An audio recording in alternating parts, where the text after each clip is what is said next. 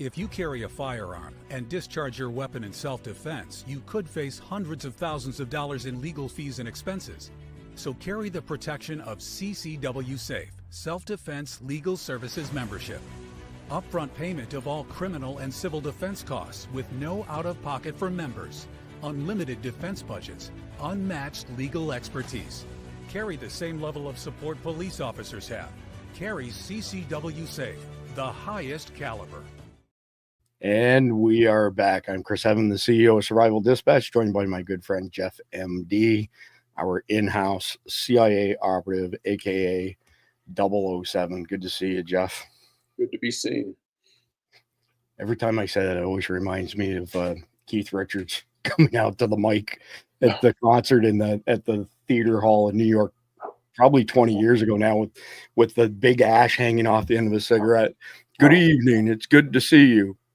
Actually, it's good to see anybody.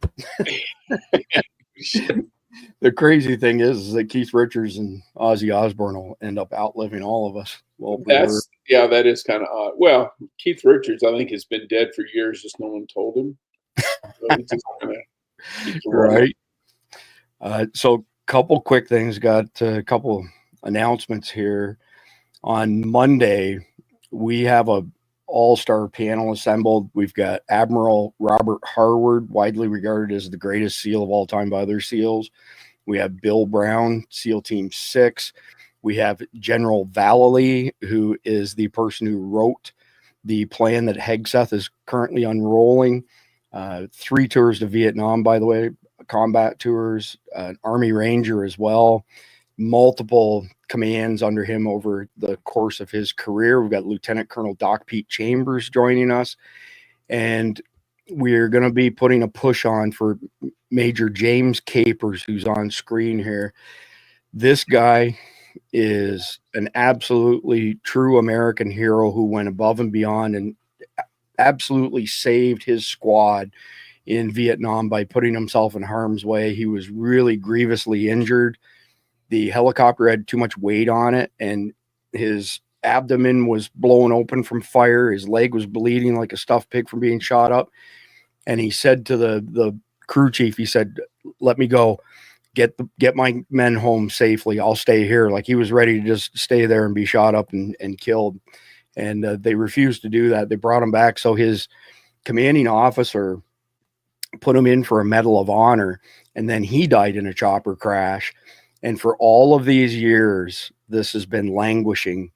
And it looked like they were going to get somewhere a few years ago. And when it got to the highest ranks like Lloyd Austin, the Biden admin said, "Yeah, no, we're not going to give you a Medal of Honor." It was all politics. He's 87 years old. It's an incredible story. And we have an incredible panel assembled that will hopefully be able to kind of rally the troops and get him the Medal of Honor he so rightly deserves. So that's coming up Monday. Tomorrow night, I've got Bruce the Moose, Bruce Kennedy, back with us again. I love Bruce. He was with us last night, Jeff. Fantastic guy. And other than that, we're ready to jump right into tonight's episode. So let me make my text a little bit bigger so I can actually read it. And here we go. Sound like an old man. Yeah, well, destroying this eye in a wreck and having a prosthetic eye and then losing my vision in my good eye pretty much inside of 48 hours a few years ago and having to have an intraocular lens, I can say I do not have the best vision. I got great vision for distance, but up close it's not great. All right, some breaking news tonight that's in the sit rep, which y'all can get, of course, over at patreon.com/survival dispatch. First one up, border security crackdown intensifies.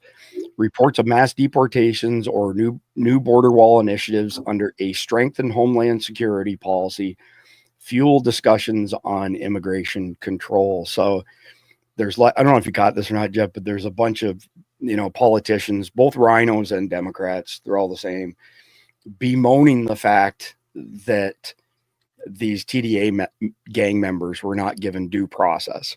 Yeah. And I can't believe they think that protecting, murderers, rapists, child sex traffickers would go over well with the American people. And it's almost comical to listen to them. I think we have a clip actually of a judge who admonished the Trump administration. Can't remember her name, but it's coming up, saying that, well, they could show up here tomorrow and they could do the same thing to me. And they could say, I'm part of, whatever organization and ship me out of the country. And I'm pretty sure it doesn't work like that. No, she's a U.S. citizen. So correct. At least I would hope she is. She better be. Yeah. And that's what I'm getting at. It's just absolutely crazy. All right. Next one up, dismantling of federal agencies gains momentum. Efforts to cut bureaucracy like reductions in the Department of Veterans Affairs or environmental regulations align with small government ideals. Big cuts at HHS under RFK Jr. Not sure if you caught that or not, Jeff. Yeah, 20,000. Yeah, it's a big number, right? So now, here's the thing, and give me your thoughts on this, by the way. Call them like the establishment. Again, we can't call them Democrats and rhinos. They're just all the same. So establishment people it seems to me that their argumentative process, they have distilled down to hypotheticals. So when I listen to them, and now that I've mentioned it, I'm sure people who haven't noticed it will notice it. But because of RFK's announcement, you've got all of these talking heads and you've got all of these Democrats and rhinos basically saying, well, what's going to happen if the avian bird flu kicks off?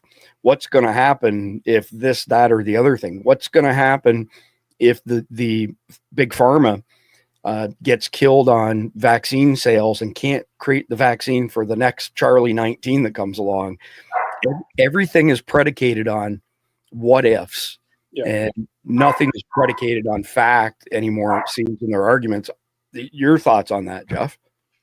Yeah, I mean, that's the old, that's right up there with the, hey, you might deport the person who would cure cancer or save the planet from a meteor strike. And it's like, okay, you also might be deporting the next Adolf Hitler. That goes both ways. So, but as far as HHS goes, you got to look at what are they cutting, and we don't really know yet, other than 20,000 people. But I can almost guarantee you that ain't gonna make much of a dent, because how many people work at HHS? Probably 100,000 people.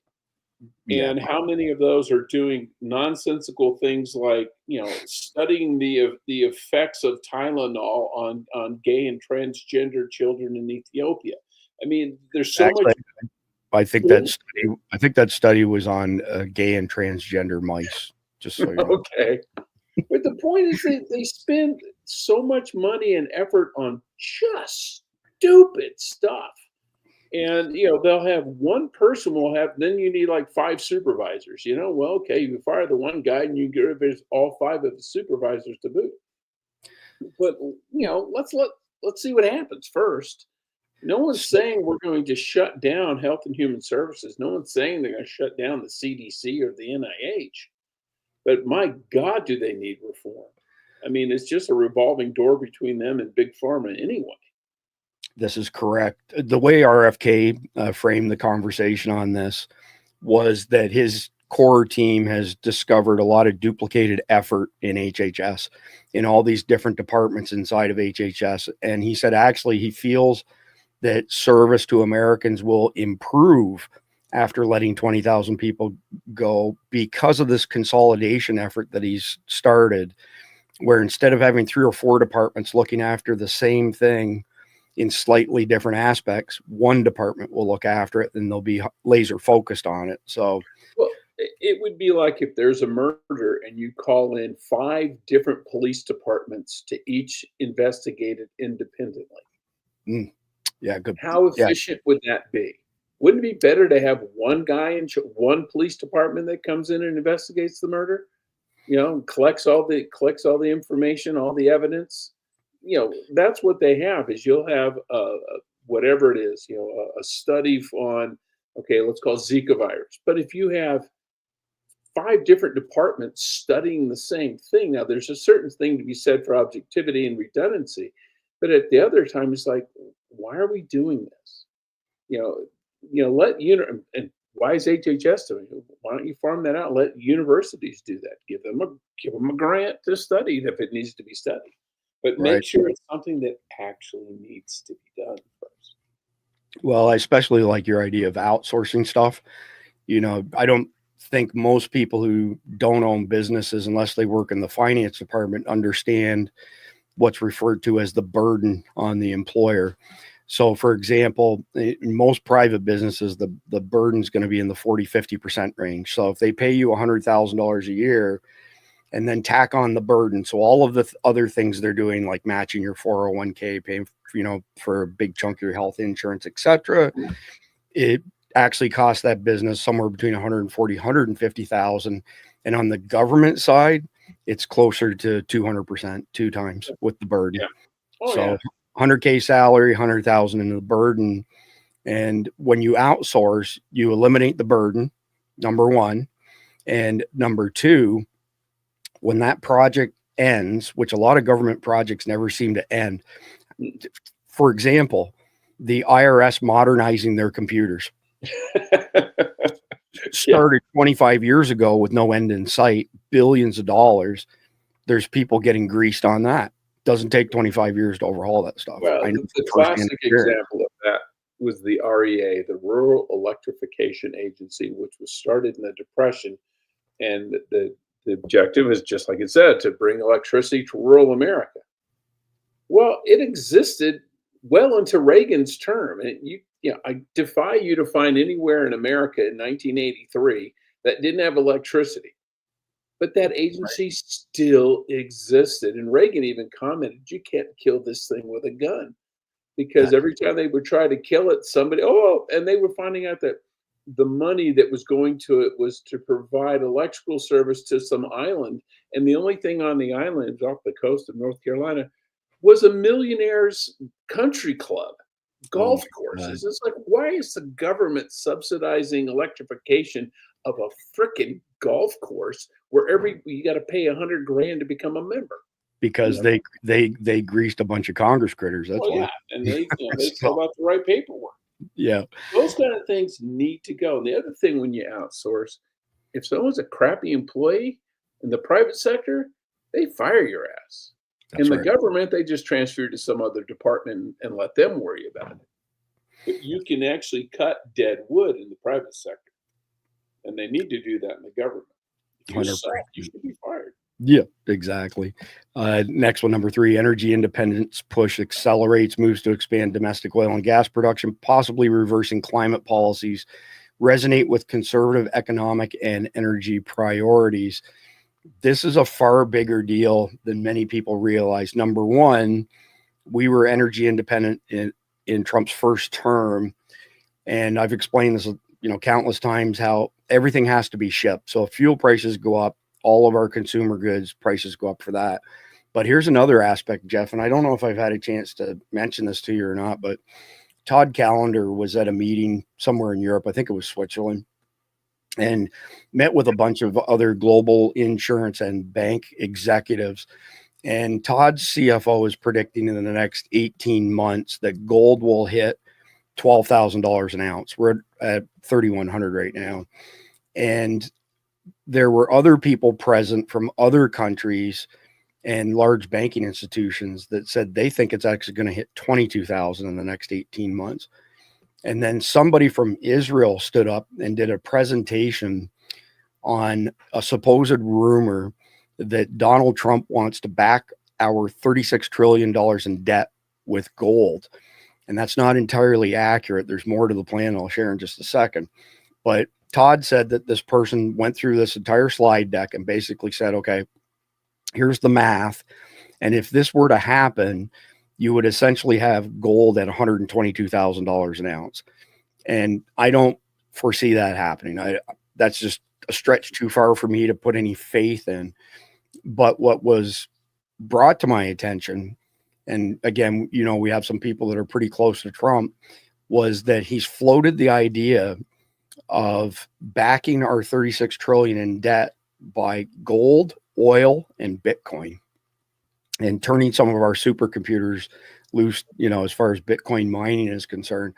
So I don't know what the math would be on that, but I think that's probably more realistic than it being 100% backed by gold. Pretty interesting proposition nonetheless. And if that happens, our ability to produce oil is going to be a really big deal. And I drove through West Texas yesterday, and the day before, actually, I guess the day before, I drove through Midland, Odessa, Okay. and they were pumping. There were a Nice. lot of nodding donkeys out there working, pumping oil. And there's a lot of activity in that area. And there's that main train line that runs along I-20. I think it's the Union Pacific line. There was train after train after train going both ways. And those things burn a lot of diesel. And if the price of diesel goes down, then the price of shipping goes down, and the price of the goods they're hauling goes down. It's not complicated, right? Nope. I've heard many times, somebody arguing on behalf of whoever their guy is, doesn't matter. It could be Republican, Democrat, saying the president has no control over inflation. Yeah, they sure do. Yeah, they do. They can't bring it down, but they can sure as hell make it go up by printing money. Well, I think they can make it go down as well. Yeah. But when you take somebody like Obama and, the Biden admin not renewing oil leases and Trump now renewing those and getting us off of being dependent again on OPEC to be dependent on ourselves, that's directly, like you said, it touches everything. Fuel touches every last consumer item. Well, then you get states like New York who won't allow fracking. Pennsylvania allows fracking, and they got all this natural gas and they export it. New York has as much natural gas as Pennsylvania has, but they won't let them produce it. And you almost want to go to states like that and say, you've got natural gas, you're not going to produce it. Guess what? We're not going to send natural gas from Pennsylvania to New York. Right. If you guys are unwilling to produce your own, you're not going to be burning ours. Yeah, it's an interesting thought for sure. Number 4, transgender sports ban gains traction. Yeah. Trump's pledge to ban transgender athletes from women's sports sees state level enforcement, cheered by social conservatives. I don't really like that language. So social conservatives, it should be, by people who aren't mentally ill. Yeah, by sane people. Exactly. Sane. Yeah. I love what he said yesterday. He says, a man is, has DNA and has a Y chromosome in every cell of his body. No matter how many surgeries you have or how many chemicals you inject, you will never be a woman. Yep. It's a true story. Yeah. Anyway, what blows me away, Jeff, is that we have low IQ judge on the Supreme Court who can't define what a woman is. Like, that's just straight up insanity. Anyway, number 5, Trump administration's first 100 days agenda takes shape. President Trump's policy moves such as tariff announcements or government efficiency reforms dominate headlines as conservatives celebrate early wins and push back against liberal criticism. So the first thing that comes to mind, I don't know why, probably because it's been talked about so much, is that since Trump was sworn in, the price of eggs has now dropped by 59%.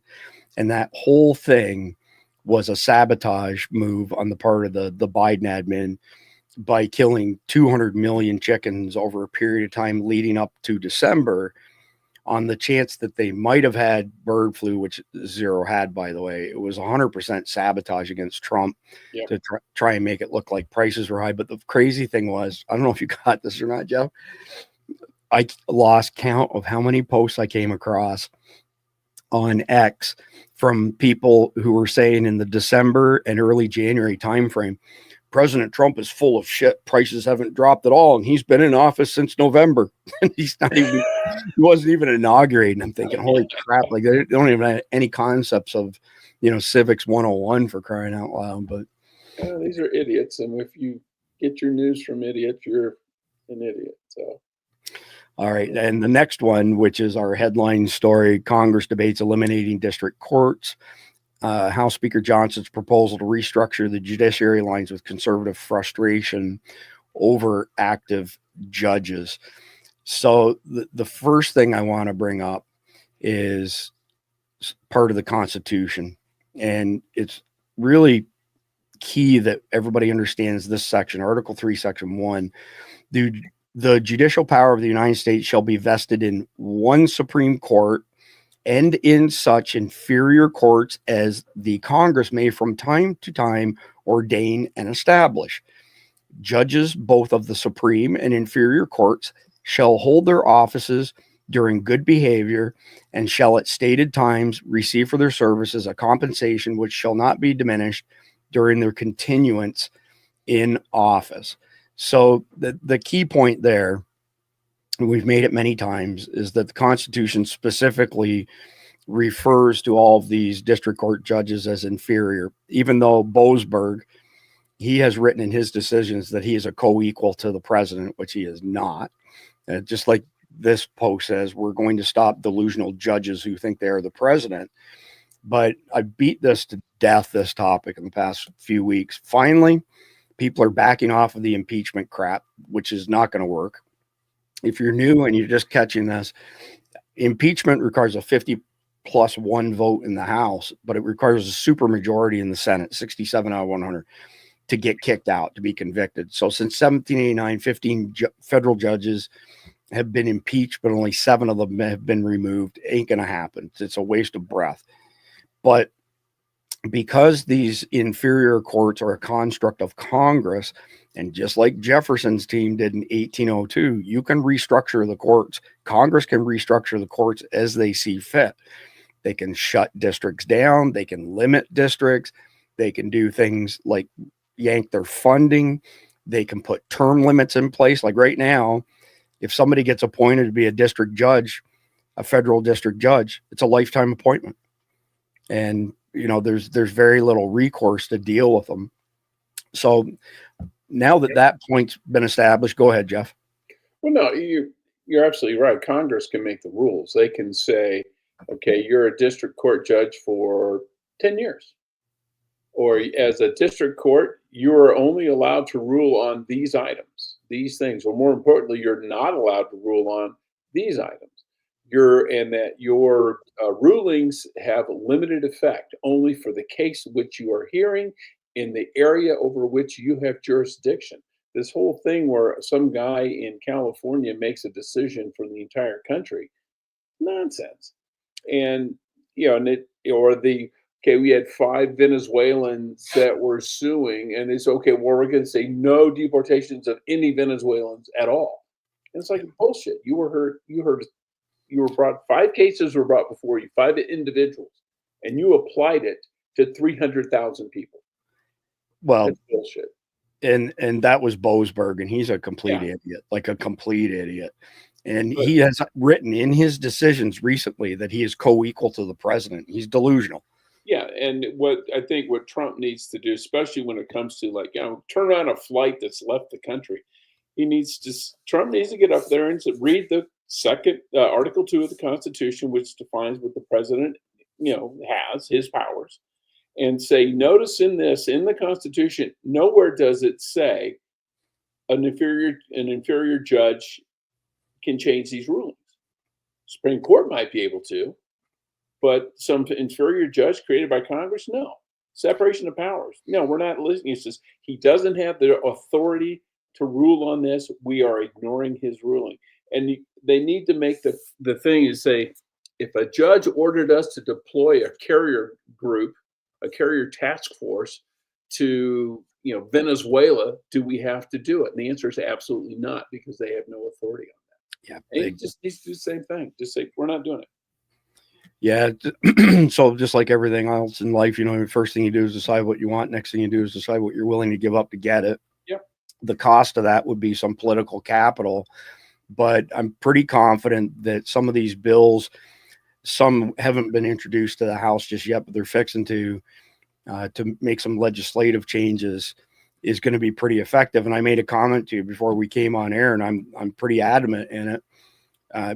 In the past 100 years, 67% of federal district court judges who have issued a national injunction against a sitting president have been against Donald Trump. Yeah. 67% in 100 years.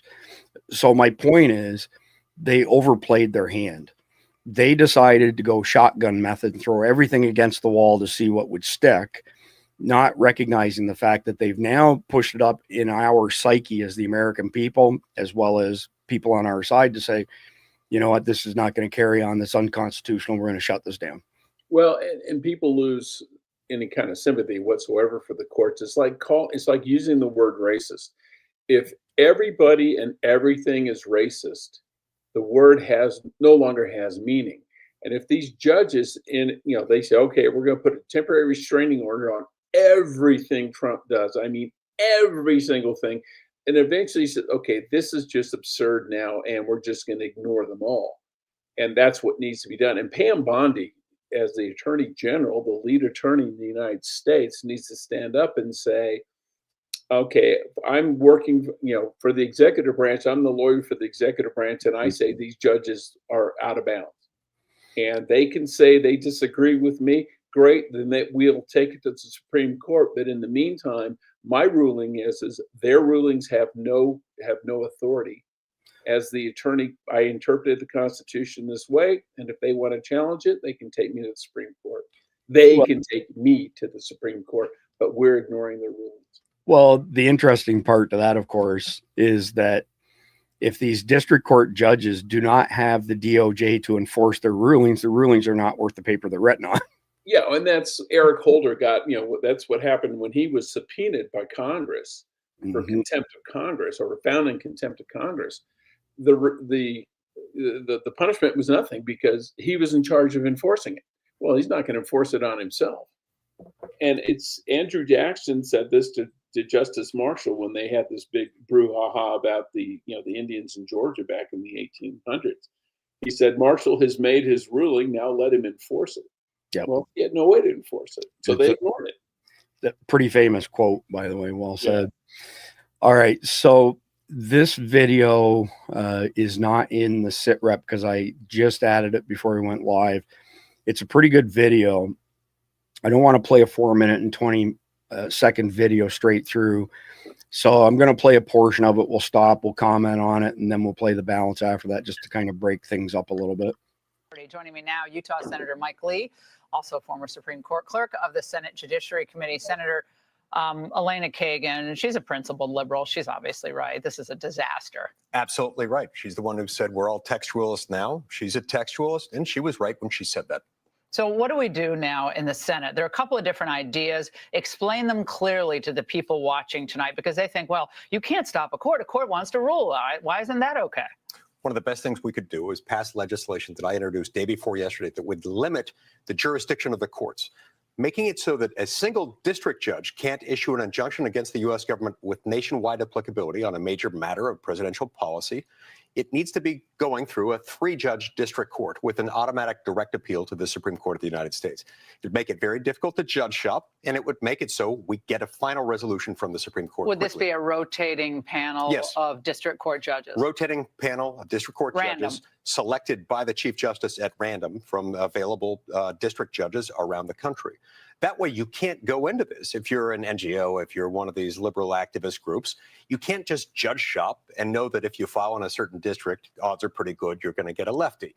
Yeah, I think that's an interesting angle there, Jeff, where you have no idea who the judge may be because it's going to rotate. Now, that doesn't mean they don't try and fix it.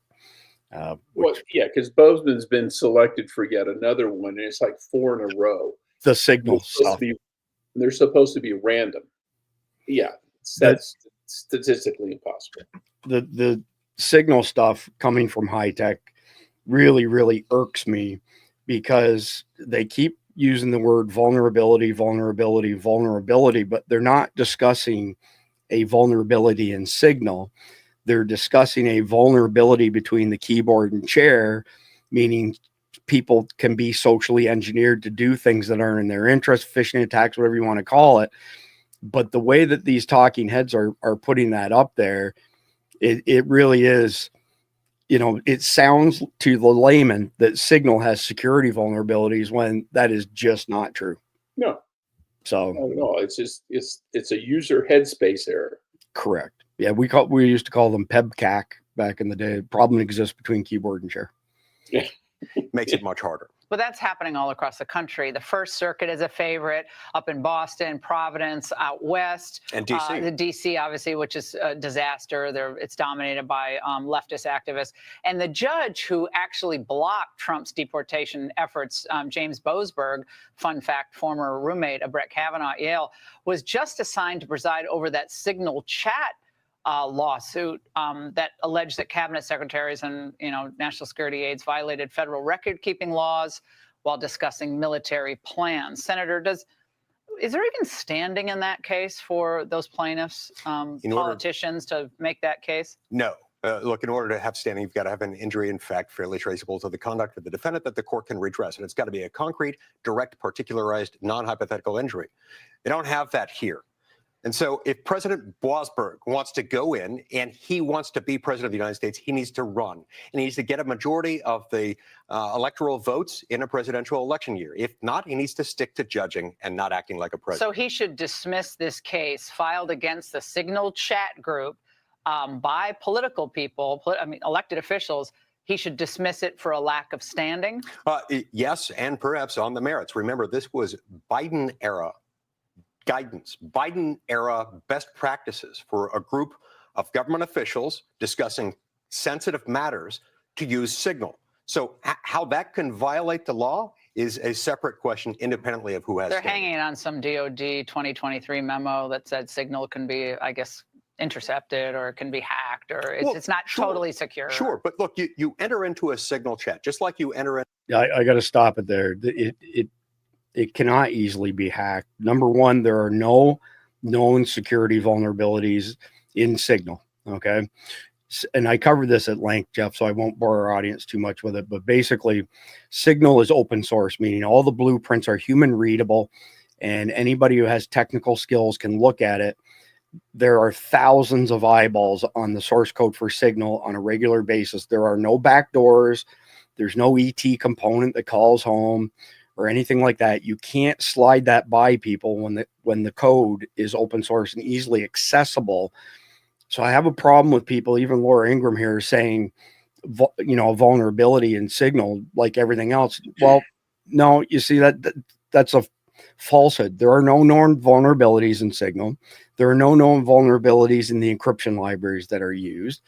The vulnerability is social engineering, and that doesn't matter what application you're using. If you are, that technically inept, you could be tricked into doing something, but they can't hack it. It's not a Trojan horse. It's just a bunch of hyperbole, really. Well, and the basis of the lawsuit that he mentioned earlier was violation of the Government Records Act, which Biden did all the time when they would destroy cell phones and chat logs and things like that. All because it's on Signal doesn't mean it can't be recorded if a member of the Signal chat wants to record it. They can print it out, they can do screenshots, they can do whatever they want and keep it as a government record. It it doesn't necessarily go away. So they're not violating the Government Records Act because they're not destroying any records. They're just keeping it in a form that nobody else can read, and which is common in the government, because in the CIA, we kept stuff in a form that people outside the CIA could not read and could not get to. I have a friend of mine who is a comms expert in multiple different military roles, as well as the NSA. And his most recent gig was with the NSA. And he didn't tell me anything I didn't know. He said, but Signal at this particular point in time is the one and only widely available messenger that has not been cracked by the NSA. And, that's their specialty, right? So let's listen a little bit more of what Mike Lee has to say here. To a secure facility called a SCIF to receive a classified briefing. If you enter that believing correctly that it's secure and it's not, that's not the same as just advertising something on the front page of a newspaper that happens to be classified. No, I think you don't need intent for one of those statutes. No, the Espionage Act, you don't need intent, correct? Like that's what they were hanging it on Hillary Clinton, right? Right, but I was hanging it on Hillary Clinton. In this circumstance, they were, as Eric Schmidt was noting a few minutes ago, this is unfortunate. So there were some mistakes made. But that is very different than saying that this is. How about having a private server in your basement, knowing that server was going to be used for government information, and 47 pieces of CIA information was on that server. Well, hold on. We got to stop this for a second just because they brought it up again. Mistakes were made. No, this was done on purpose. Alex Wong purposely invited the guy from the Atlantic, the reporter from the Atlantic, because his law firm that he worked for, was one of the ones recently had their top secret clearance yanked by Donald Trump. This was 100% an internal act of sabotage. Now, if anybody made a mistake, it would be trusting him and not overseeing what he had done. So in other words, if you're going to try to hang anything on Hegseth or Waltz, you could say that themselves or their staff should have checked the list of who was actually in that chat and not just trusting Alex Wong. His wife, by the way, is tied to all kinds of shady stuff as well, and she's Chinese as well. So, now, was he the one who actually invited the reporter in? Okay, I didn't know. I hadn't heard that. I've been on the road the last couple of days. He was tasked with putting the group together, okay, so that the core team could discuss, what was going on, and it was 100%. If anyone should be prosecuted, it should be him. 100%. No ifs, ands, or buts. There's no debate over he was the one who created it, and he had the motive and the means to do it, is what it boils down to. That's right. Between that and Secretary Austin going missing and the botched withdrawal from Afghanistan, the feeding frenzy of the liberal Capitol Hill press corps, which are not just liberal reporters, they're liberal political activists. Yeah, explain how that's lobbyists. changed in your mind. You mentioned it during the break, commercial break, that it's a change in the way they're acting. They were always liberal, but what's happening now? They're more aggressive now. They're not just asking questions of senators. They're following people down the hall. They're shouting out things. They're speaking with a sense of urgency that reveals a complete lack of journalistic objectivity. Make no mistake, Laura, these people are. Well, I mean, we've commented on this before, and we'll do it again quickly, but there's no objectivity on purpose. These are agents of propaganda. That's all there is to it. And, the only group of people out there that has even the slightest bit of faith in legacy media are baby boomers and older, because they were raised to trust the government and sources of media. But hey, I'm just saying, there's always outliers. Baby boomer. There's always outliers like yourself. But my point is that, in the early 80s, there were over 500 independently owned news organizations in America. Now you have 6 mega corporations own 99.999%. And that's how we ended up with the Mockingbird media, which that's a huge red flag for me, right? When I see them all repeating the same thing verbatim, I know it's bullshit. Now I'm going to go in the investigation to find out where the money leads us to. Yeah. All right. So moving on to the next one here. So U.S. Federal Courts 101. So this states Article 3, Section 1 again of the Constitution establishes the judicial branch of the federal government, stating that the judicial power of the United States shall be vested in one Supreme Court. We're back to inferior courts. Those courts are supposed to serve as guardians of the Constitution and federal statutes. In its present form, the judiciary is comprised of 3 tiers, 94 district courts, 13 courts of appeal, and then the Supreme Court. But it's really important to understand that outside of the Supreme Court, all of the other courts fall under Congress. They do not fall under the Supreme Court. So district courts, United States district courts, are the federal judiciary's trial courts. Each court has at least one district judge who is nominated by the president, confirmed by the Senate. District court judges enjoy lifetime tenure as mandated by Article 3. Currently, there are over 670 district judges authorized by Congress. District courts hear both criminal and civil cases, though their jurisdiction is limited to disputes that involve an actual case or controversy. Additionally, the dispute must involve a constitutional provision or federal law as opposed to a state law, or be between litigants residing in different states or where one party is a citizen of another country. The appellate courts, I won't read this whole thing, just high-level overview. The courts of appeals include 12 courts representing geographical regions, 11 numbered circuits in the District of Columbia, as well as the Federal Circuit Court of Appeals. Multiple judges serve on each circuit, ranging from 6 on the First Circuit to 29 on the Ninth Circuit. Like district judges, circuit judges are nominated by the president, confirmed by the Senate, enjoy life tenure, blah, blah, blah, blah, blah. And then you have the Supreme Court, which is the final say on stuff being constitutional or not. Jeff, do you want to add anything on how the courts, what their makeup is, or move on? You covered it. All right. So this is an interesting page I came across, which is actually an educational website.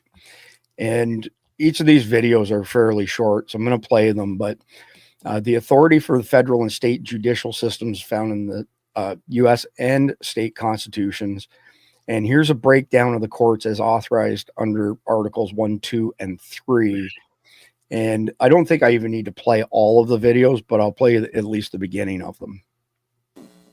So what is the authority under Article 1 for the creation of courts? Well, generally, the legislative branch, Article 1, creates the legislative branch and empowers in them the ability to create laws. So they create statutes. The U.S. Supreme Court has interpreted that the authority of the legislative branch includes the ability to delegate limited lawmaking functions to other bodies. So it allows for the Supreme Court to delegate these responsibilities of creating regulations surrounding or implementing the statutes to administrative agencies. That is, the administrative agencies have a rulemaking function there in creating administrative regulations. Now, Congress must pass an enabling statute and give an intelligible principle that guides the administrative agency in the creation of these rules and regulations.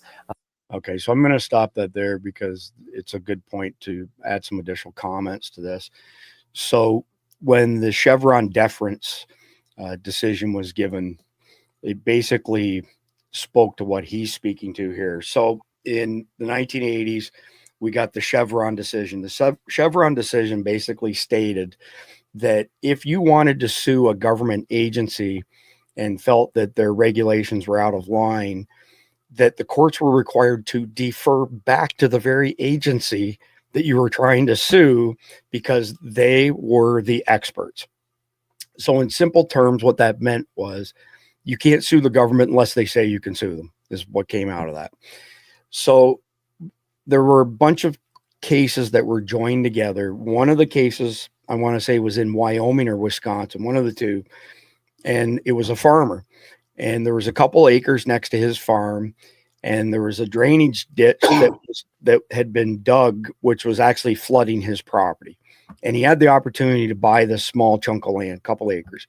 So he bought it, he filled the drainage ditch in, dug a new drainage ditch, and stopped it from flooding one of his fields where he was growing crops. The EPA came along and said, whoa, whoa, whoa, that was a navigable waterway. A trench on a 2-acre piece of land. That was a navigable waterway. And we're going to fine you $35,000 a day until you put it back to the way it was. And he went to an attorney, and the attorney said, yeah, we're not doing that. Screw you. So then they said, well, we're going to raise the fine. And I can't remember what it was, $38,000 a day. It went all the way to the Supreme Court. Other cases got joined with it. And the Supreme Court ruled that the EPA was essentially disguising laws as regulations, and the penalties were actually sentences. And they threw the whole thing out. It's the biggest Supreme Court decision in all of our lifetimes because it essentially said what this gentleman just said. Unless Congress explicitly has provided instructions that are very clear cut on what these agencies can and cannot do as far as regulations, they do not have the right to create regulations that are in effect laws. And by far and away, the biggest offender to this is the ATF. Just look at the ATF flip-flopping back and forth on the pistol brace rule. You're on mute, Jeff. Yeah, no, it's a toss-up between EPA and ATF. Fair enough. Abused the crap out of that. It absolutely horrible. So anyway, that's one of the things that has been fixed. Let's move down here to U.S. courts under Article 2. And of course, Article 2 is also where the Constitution establishes the executive branch and everything that falls under its purview. So what is the authority under Article 2 for the creation of courts? Well, generally, Article 2 creates the executive branch, and the executive is in charge of executing or carrying out the laws passed by Congress. Well, Congress, through an enabling statute, will delegate rulemaking authority to administrative agencies. These administrative agencies may either be independent or they may report to the executive branch. That is, they fall under the authority of and report directly to the president. Well, these administrative courts or legislative, these administrative agencies can develop administrative courts to adjudicate disputes arising under the regulations that they pass or promulgate. So in this way, these courts technically fall under the supervision of the office of the executive. Okay. So that's not a super big factor, but I wanted to be comprehensive here. And then Article 3, this is important as far as the federal courts are concerned. Okay. Actually, before I go any further, I want to highlight this right here for people. Just can't be repeated enough. The U.S. Supreme Court is the only court specifically established by the Constitution. That is a key point to the power that actually lies with Congress. So what is the authority for the judicial system under Article 3 in the U.S.? Well, Article 3 grants the authority or creates actually the Supreme Court as one of the branches of government.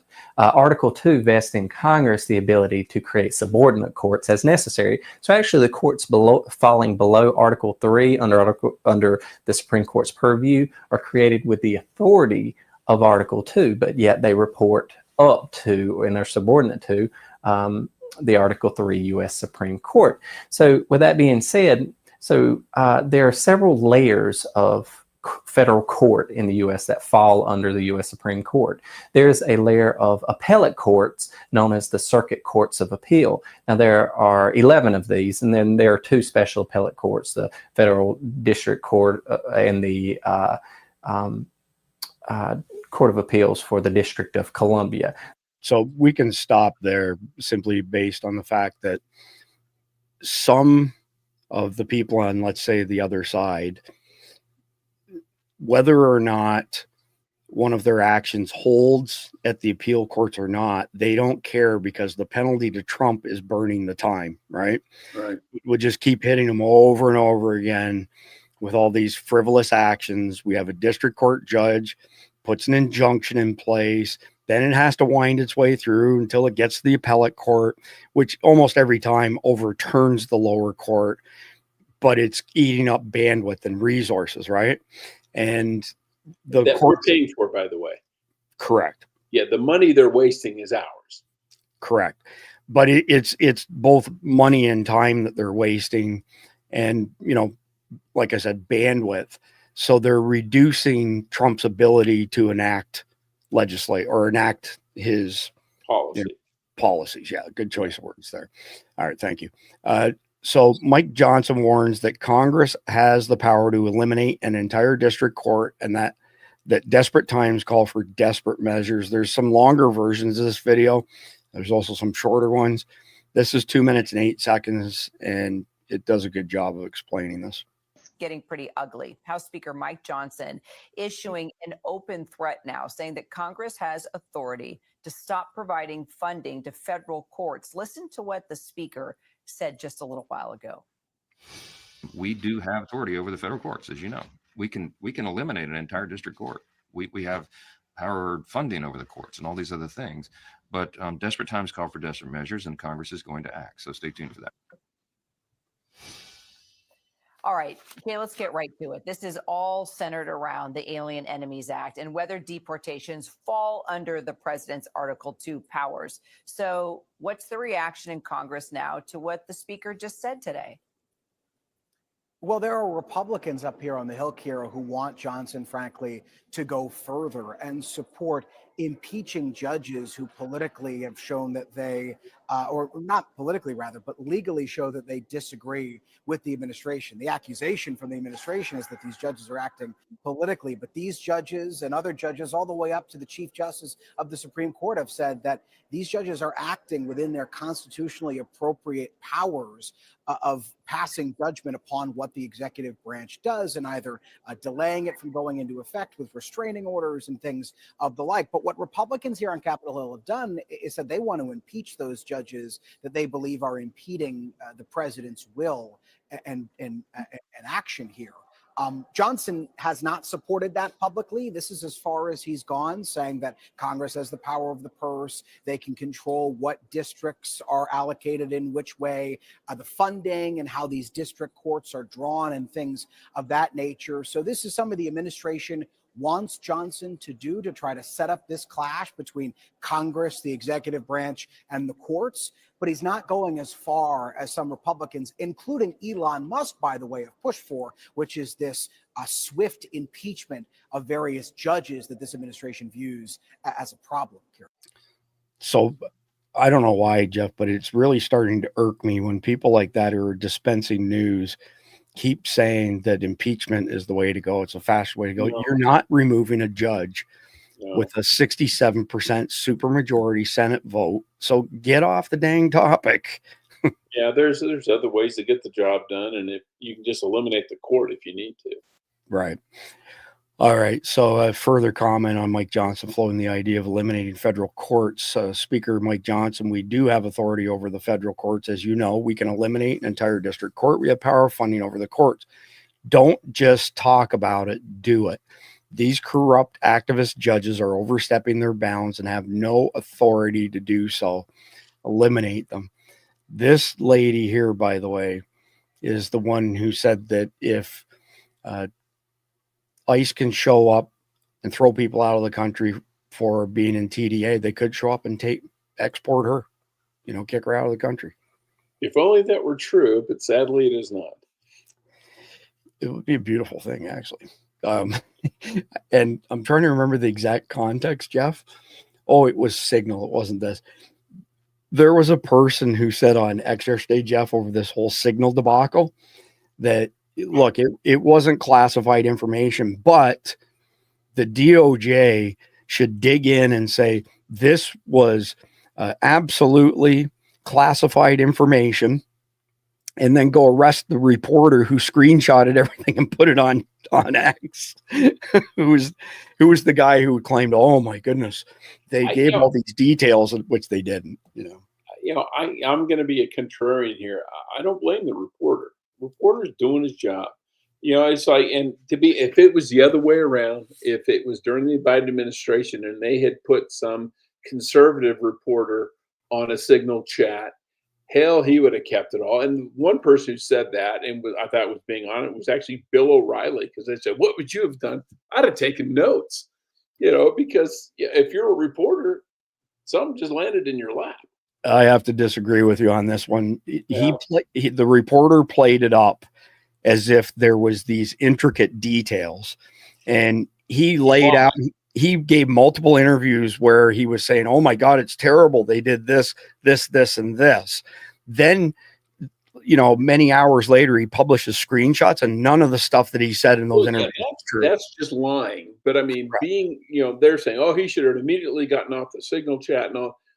Yeah, maybe, but what reporter would? Most of them would sit there and say, holy crap, I've got the scoop of a century here. Yeah. Potentially. All right, next one up. I blame the person to put him on. I don't blame the reporter. It's like saying you're kicking a dog and then the dog bites you. Well, guess what? It ain't the dog's fault. Fair enough. So a little bit more from Mike Johnson. A little bit longer than the last clip I had. If memory serves me right, I think the audio is not great in this one.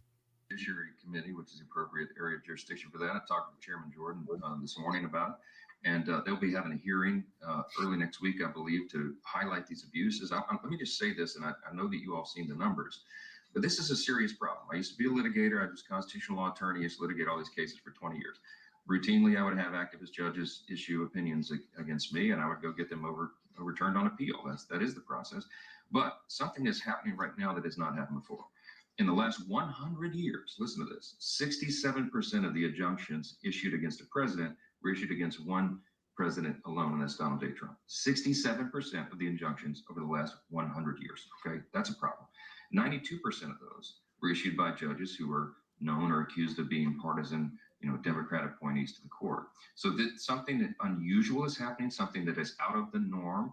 It is a dangerous trend, and it violates equal justice under law, that critical principle. It violates our system itself. It violates separation of powers when a judge thinks that they can enjoin something that a president is doing that the American people voted for. That is not what the founders intended. So there's a natural tension between the branches of the government, and we're working through that. The Judiciary Committee is looking at alternatives. One of the bills that I really like that's already been through committee was authored by Representative Darrell Issa, and that would limit the scope of federal injunctions, the ability of one individual judge to abuse the system in this way. And it would be, in my view, a dramatic improvement on that. So we'll be moving, I think, that piece of legislation and some others to address it, because we have an Article 1 authority under the Constitution to do that. We do have authority over the federal courts, as you know. We can eliminate an entire district court. We have power funding over the courts and all these other things. But desperate times call for desperate measures, and Congress is going to act. So stay tuned for that. So we shall see. I can't say I have a whole lot of faith in Mike Johnson, but I think there's a lot of pressure to do something here. So hopefully we'll see something positive come out of Congress. In 1866, the Supreme Court ruling in the case of the state of Mississippi versus President Johnson ruled that the courts cannot enjoin the president in the exercise of his official duties. Article 2 of the United States Constitution, which outlines the powers and responsibilities of the executive branch, does not grant district court judges the authority to issue injunctions against the president. Could someone make sure that this is read by district judges, across the board? So they need to cite that and then say, we are not following the judge's injunction for this reason. Boom. Agreed. And I don't know, Trump's a pretty smart guy, especially when it comes to, finding a solution to a problem. Maybe he's just got the rope on free spool so that they can keep spooling rope and hang themselves with it. I guess we'll see. This was a good post from Newt Gingrich, but the real lady deplorable says, and here you go, an answer to the out-of-control judiciary, the Judiciary Act of 1802 used by Jefferson. Those upset by the emerging dictatorship of district court justices behaving as though they were president should read the Judiciary Act of 1802. Jefferson and his party completely revised the court system and abolished a series of Federalist judges they deemed illegitimate. A warning to the current out-of-control judiciary. So, what is in the Judiciary Act of 1802? So, Mike Engelman, first off, federal judges are an emerging dictatorship. District court judges behaving as though they were president should read the Judiciary Act of 1802. Trump and the GOP should revise the court system and abolish federal judges they deem illegitimate. Go 1802 on them ASAP. So your statement references, so clearly he submitted this to something like Grok, which is why it's starting in the context of your statement. So your statement references the Judiciary Act of 1802 and its historical context as a potential lesson for today's judiciary, particularly in response to perceived overreach by district court judges. Here's a concise response grounded in that history. The Judiciary Act of 1802, enacted under President Thomas Jefferson and his Democrat-Republican Party, indeed reshaped the federal judiciary. It repealed the Judiciary Act of 1801, which had been passed by the outgoing Federalist-controlled Congress under John Adams. The 1801 Act expanded the federal court system, creating new circuit courts and appointing Federalist judges, often called the midnight judges. In a last-minute power grab before Jefferson took office, Jefferson's party viewed these appointments as illegitimate, not because the judges lacked legal authority, but because they saw the move as a partisan attempt to entrench Federalist influence against the will of the electorate. sound familiar, by the way? Yeah. Who had just swept Jefferson and his allies into power. I'm going to stop there for a second, grab my oxygen tank, and ask you if you want to add anything so far. No, I mean, it's basically like packing the courts or anything else. And what Biden did with, throwing gold bars off the Titanic at EPA and things like that, where they're on their way out and they're trying to do as much damage to the incoming administration as humanly possible, because Adams and Jefferson did not like each other. Wait, yeah, quite clearly. That. All right, so let me just finish this up. The 1802 Act abolished those new judgeships, reduced the number of circuit courts, and delayed Supreme Court sessions, effectively dismantling the Federalist judicial expansion. It was a bold assertion of legislative power over the judiciary, reflecting Jefferson's belief that the court should not operate beyond the Democratic mandate. Again, very relevant to what's happening right now. This historical episode underscores a precedent when a judiciary is perceived as overstepping or misaligned with the political will. The elected branches, Congress and the president, have tools to rein it in, as Jefferson did. Your warning suggests a parallel to today, implying that district court justices acting with unchecked authority might face a similar pushback. Whether that's feasible in 2025 depends on political will, public support, and the specifics of judicial behavior in question. Jefferson had a unified Congress and a clear electoral victory behind him. Still, the 1802 Act stands as a reminder that the judiciary structure and power aren't set in stone. They can be reshaped by those who control the levers of legislation. So I think the key thing for me that I take out of that, Jeff, is essentially the courts not operating in a consistent manner with the electorate. In other words, we overwhelmingly voted for Trump and his policies. We did not vote for these peckerheads, these district court judges, to develop a complex and think that they are equal to the president when they're not. Yep. So, all right, moving on from there, rogue judges on Soros' payroll, like James Boasberg, paralyzing the president, must be removed. We voted for real Donald Trump, not him. Where are all talk, no action GOP, or pardon me, what are all talk, no action GOP doing about this? Why can't we revive Judiciary Act of 1802 and take a cue from El Salvador's Bukele how to fix this? So there's a post here from Donald Trump, a truth. How disgraceful is it that Judge James Boasberg has just been given a fourth Trump case, something which is statistically impossible? There is no way for a Republican, especially a Trump Republican, to win before him. He is highly conflicted, not only in his hatred of me, massive Trump derangement syndrome, but also because of disqualifying family conflicts. Boasberg, who is the chief judge of the DC District Court, seems to be grabbing the Trump cases all to himself, even though it is not supposed to happen that way. Is there still such a thing as the wheel, where judges are chosen fairly and at random? The good news is that it probably doesn't matter, because it is virtually impossible for me to get an honest ruling in DC. Our nation's courts are broken, with New York and DC being the most preeminent of all in their corruption and radicalism. There must be an immediate investigation into this rigged system before it's too late. And we've already seen that from Newt. This is the El Salvador president, Bukele, reacts to activist judges overstepping their authority to hamstring Trump and Doge. That's exactly what judges were doing in El Salvador in 2021. So we impeached them all and proceeded to fix the country. Yeah. So, that kind of makes me laugh, Jeff. We're now taking lessons from second and third world countries that are notorious for being corrupt as hell. Yeah.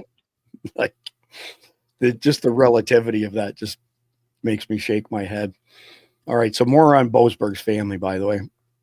It's all in the family. Boasberg is corrupt to the core. We must not allow rogue corporate judges like Boasberg to destroy our republic. Impeach and prosecute. Now, you're not going to get him impeached. Judiciary Act 1802. Okay, so let's have a look at his family members here. So his wife, Liddy Manson, interesting surname, Liddy Manson. She got a swastika on her forehead by any chance? Is the founder of an abortion NGO funded indirectly by USAID and Soros. His daughter, Catherine Boasberg, works for a 501c3 called Partners for Justice that gives criminal, illegal aliens, and gang members legal advice. Oh, so if you deport him, his daughter loses business. Yeah, imagine that.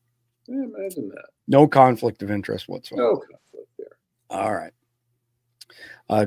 So U.S. Navy Vet 52 says, and we've only got a couple left here in chapter 1, close the entire federal district courts where these rogue activist judges are located. Use the Judiciary Act of 1802. Get this done.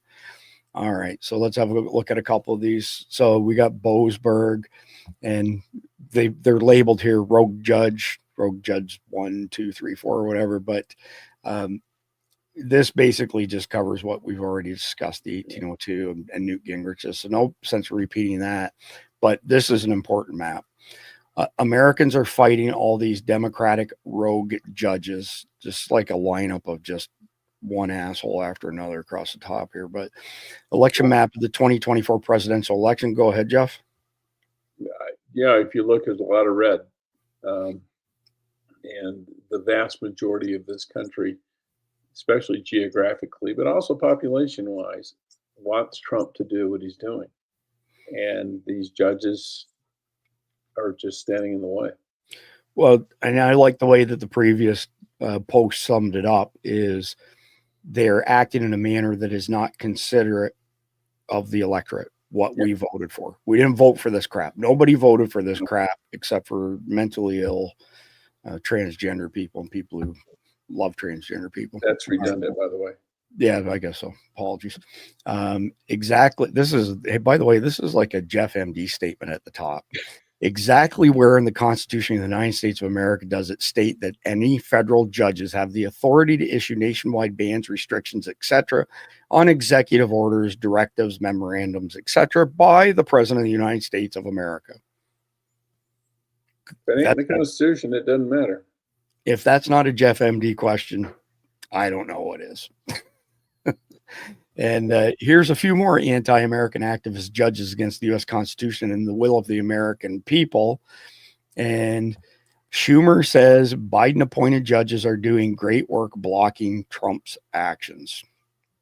Again, I feel that they've overplayed their hand. They went, if they had to reserve their firepower for the big stuff, it's quite possible that they would have got away with some obstructionism, but they've cooked themselves. So, and absolutely no sympathy for them whatsoever. Well, yeah. All right, we're almost there. We've got this one and one more, but this is interesting. Midnight judges were the reason for Thomas Jefferson, Republican Congress, to pass the Judiciary Act of 1802. Biden appointed his own administration's midnight judges. Sound familiar, Speaker Johnson? At the time Jefferson was in office, Federalist equals Democrats, Republicans equals Republicans. So from Grok, Jefferson's concern was notably fueled by the midnight judges affair. In the waning days of President John Adams' administration, a Federalist, aka Democrat, the Federalist-controlled Congress passed the Judiciary Act of 1801, expanded the court system, appointed a slew of Federalist judges, right up until his last moments in office, hence the term midnight judges. And then Jefferson came along and tore it all down with the Act of 1802, just reaffirming that this very closely parallels what we're seeing right now. Yep. Okay, last one, and it's only 56 seconds long, but here's another. I mean, the retard finder must be going crazy these days. Another one pops out of the woodwork, it seems like every few seconds. Judge Patricia Millett, there were no procedures in place to notify people. Nazis got better treatment under the Alien Enemy Act when this happened here. Wow. Okay. 56 seconds. There were no procedures in place to notify people. Nazis got better treatment under the Alien Enemy Act than has happened here. If the government says we don't have to give process for that. I mean, y'all could have put me up on Saturday and thrown me on a plane. If that's not a bunch of hyperbolic bullshit, I don't know what is. Yeah. Thinking I'm a member of Nicaragua and giving me no chance to protest it. If your argument is, well, yeah, all the tattoos on her face and her neck, Yes. and she must be transgender, by the way, because TDA, they're dudes. Anyway, continuing on. we didn't have to do that. It's an intrusion on the president's war powers. The courts are paralyzed to do anything. Then that's a misreading of precedent. It's a misreading of the text of the Alien Enemies Act. And that can't be an unlawful intrusion on the president's powers. You just can't. The president has to comply with the Constitution and laws like everybody else. What a just twisted stuff. And her making judgment is the only thing that's not consistent with the Constitution. Yeah. No, Her overstepping her bounds is not consistent with the Constitution. Yeah, exactly. So that is the end of chapter 1 before we pivot into chapter 2. And I think we've got somewhere around 12, 15 headline news articles that we'll go through relatively quickly.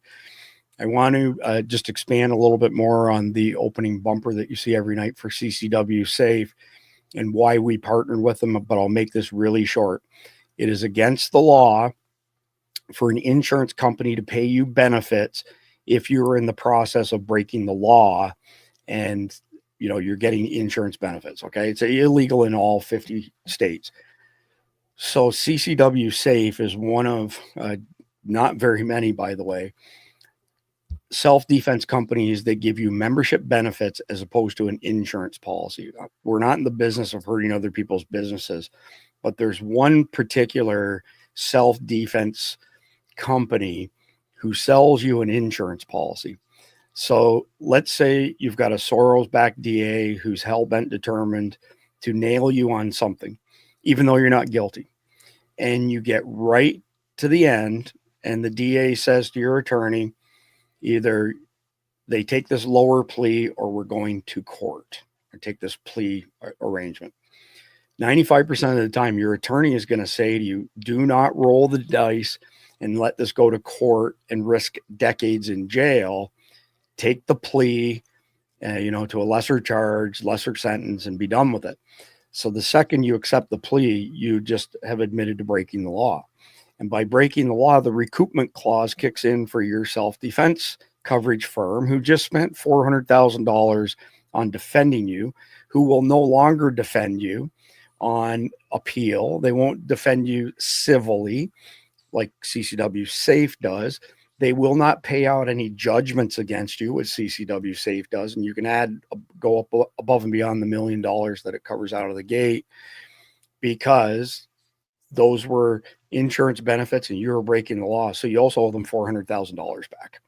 So if you have a digital copy of your self-defense insurance, do a Jeff MD trick. Start doing a word search for it. Look for recoupment clause, and you'll be astonished. And if anywhere in it, it doesn't even say recoupment, but it says it's an insurance policy, you're on risky ground, to say the least. All right. Let's go into chapter 2 here. First one up. Yeah, I don't know, Jeff. I don't know what to think of Pam Bondi. I don't think highly of her as far as being effective. She's intelligent. I'll give her that. But I don't know. She just doesn't seem to be the pit bull that I think we deserved as an attorney general, like Andrew Bailey, for example. Yeah. So from Gunther Eagleman here, thanks to the FBI, we got one of the worst of MS-13 off the streets this morning. And so there's this press conference that she's speaking at, and Kash Patel barely got to say anything. He doesn't say anything in this clip. I think that the FBI deserve more credit than she does, but I think she's desperate for wins right now, to be honest with you. First reaction is all of our law enforcement officers are safe. That was the number one thing. They're safe. They executed a clean, safe operation and the bad guys in custody. And thanks to the FBI, we got one of the worst of MS-13 off the streets this morning. We were able to be out here in force to show the American people, to be here in person, that this means a lot to her and the mission. Safety is our primary concern of these communities, and we effectuated that today. So, Jeff, I mean, I know we try to save profanity for chapter 3, but just fair warning, I'm going to use a 4-letter word here. I went to high school with a Native American who was a pretty big dude, and his nickname in high school was FBI, and it stood for fucking big Indian. And I'm thinking if Kash Patel ever hits the weights or gets obese, then he can become the next fucking big Indian, even though it's a different Indian than Native American. Yeah, a dot, not feather. Yeah, exactly. I think Bondi, because she overpromised on the whole Epstein thing, and that's taken a lot longer than she anticipated, or at least what she let on. And so she's kind of got egg on her face, and so she's looking for. I think you're right. She's shopping for a win. Yeah, I mean, you could see the smile on her face. I'm not saying she shouldn't be happy, but I really think she's desperate for a win. By the way, there's a link down below for Survival Dispatch and CCW Safe. We don't get paid affiliate money by CCW Safe. They help us defer some expenses for Survival Dispatch, but we don't get affiliate. So the more people who sign up doesn't result in more money coming our way, but we get credit as the source of that. So if you click the link down below in the video description for CCW Safe, and you'll see Survival Dispatch on the end, we would appreciate it very, very much. All right, next up, Secretary RFK Jr. to fire 20,000 employees from HHS. I voted for this. Amen to that. This is 6 minutes long. I'm not going to play the whole video. If you want to watch the whole video, either go to Ian Jagger's X account or go to patreon.com/survival dispatch. Sign up as an insider, $9.99 a month or $95 for a year. Sign up for a year, you get 2.5 months for free, and you get all of our daily situation reports, which has all these links in it. Hey, everybody, I'd like to share with you. Sorry, Jeff, go ahead. No, I was saying, go ahead, and I'll be right back. Okay. Just play it. Paradox that I've encountered here in Washington, D.C. as the new secretary of HHS. Our department is filled for the most part with competent, conscientious public servants, and yet the agency has been inefficient as a whole. Over the past 4 years during the Biden administration, HHS's budget increased by 38%, and its staffing increased by 17%, but all that money has failed to improve the health of Americans. In fact, the rate of chronic disease and cancer increased dramatically as our department has grown. Our lifespan has dropped, so Americans now live 6 years shorter than Europeans. We are the sickest nation in the world, and we have the highest rate of chronic disease. The U.S. ranks last among 40 developed nations in terms of health, but we spend 2 to 3 times more per capita than those nations. As secretary, I now understand why all this money is not improving our health. HHS is a sprawling bureaucracy that encompasses literally hundreds of departments, committees, and other offices. You know how bureaucracies work. Every time a new issue arises, they tack on another committee. This leads to tremendous waste and duplication, and worst of all, a loss of any unified sense of mission. The resulting pandemonium has injured American health and damaged department morale. When I arrived, I found that over half of our employees don't even come to work. HHS has more than 100 communications offices and more than 40 IT departments and dozens of procurement offices and 9 HR departments. In many cases, they don't even talk to each other. They're mainly operating in silos. Sometimes these sub-agencies work at cross purposes with each other. Some of these little fiefdoms, for example, are so insulated and territorial that they actually hoard our patient medical data and sell it for profit to each other. The breakage is just unbelievable, Jeff. I mean, I wish we had time to play the whole video, but I'm not a fan of playing 6-minute videos and taking credit for somebody else's work. But give me your thoughts. I mean, you're on mute, but I see you shaking your head just like probably most people in the audience, but go ahead and take a swing at it. Well, I mean, I was in the government for 26 years. None of this surprises me. And there's that old Bloom County thing as we've met the enemy and he's us. Yeah, we saw it with the political subscriptions. You have the government getting at $8,000 a piece subscriptions to Politico, so Politico could tell them what the government's doing. And it's like, okay, why don't we just, if it's the government who's generating the information, the government's consuming it, why do we need someone in the middle?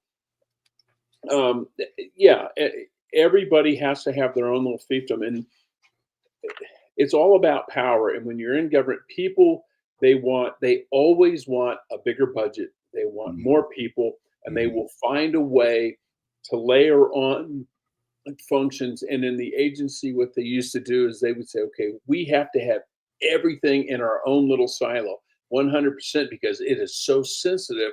We can't trust people who aren't in our silo. And when it came to procurement and things like that, that's total nonsense. You know, you're buying pencils. You know, who cares if somebody knows it's for Office A or Office B? You're buying freaking pencils. But that is just standard government stuff. He who dies with the biggest budget wins. Right. Yep. Well stated. I don't know if you caught it. Terry Moore said, "Let's all talk about Jeff while he's gone." I'm here feeding my dog. I got Peanuts, so now I have both dogs. Oh, that's too funny. All right, moving on to the next one here. They want to talk more government insanity. In the wake of the DOJ subcommittee hearing yesterday, Trump calls for defunding of NPR and PBS immediately. NPR chief Catherine Mahar is a woke radical, and both orgs are left-wing propaganda mills. Not a penny more of our tax dollars should be spent supporting them. This lady actually speaks against reporting on the truth when it may hurt the woke people's ability to achieve a goal. You can't make this shit up. But the people who write these articles, they're not focused on the truth. They're focused on something else, which is the best of what we can know right now.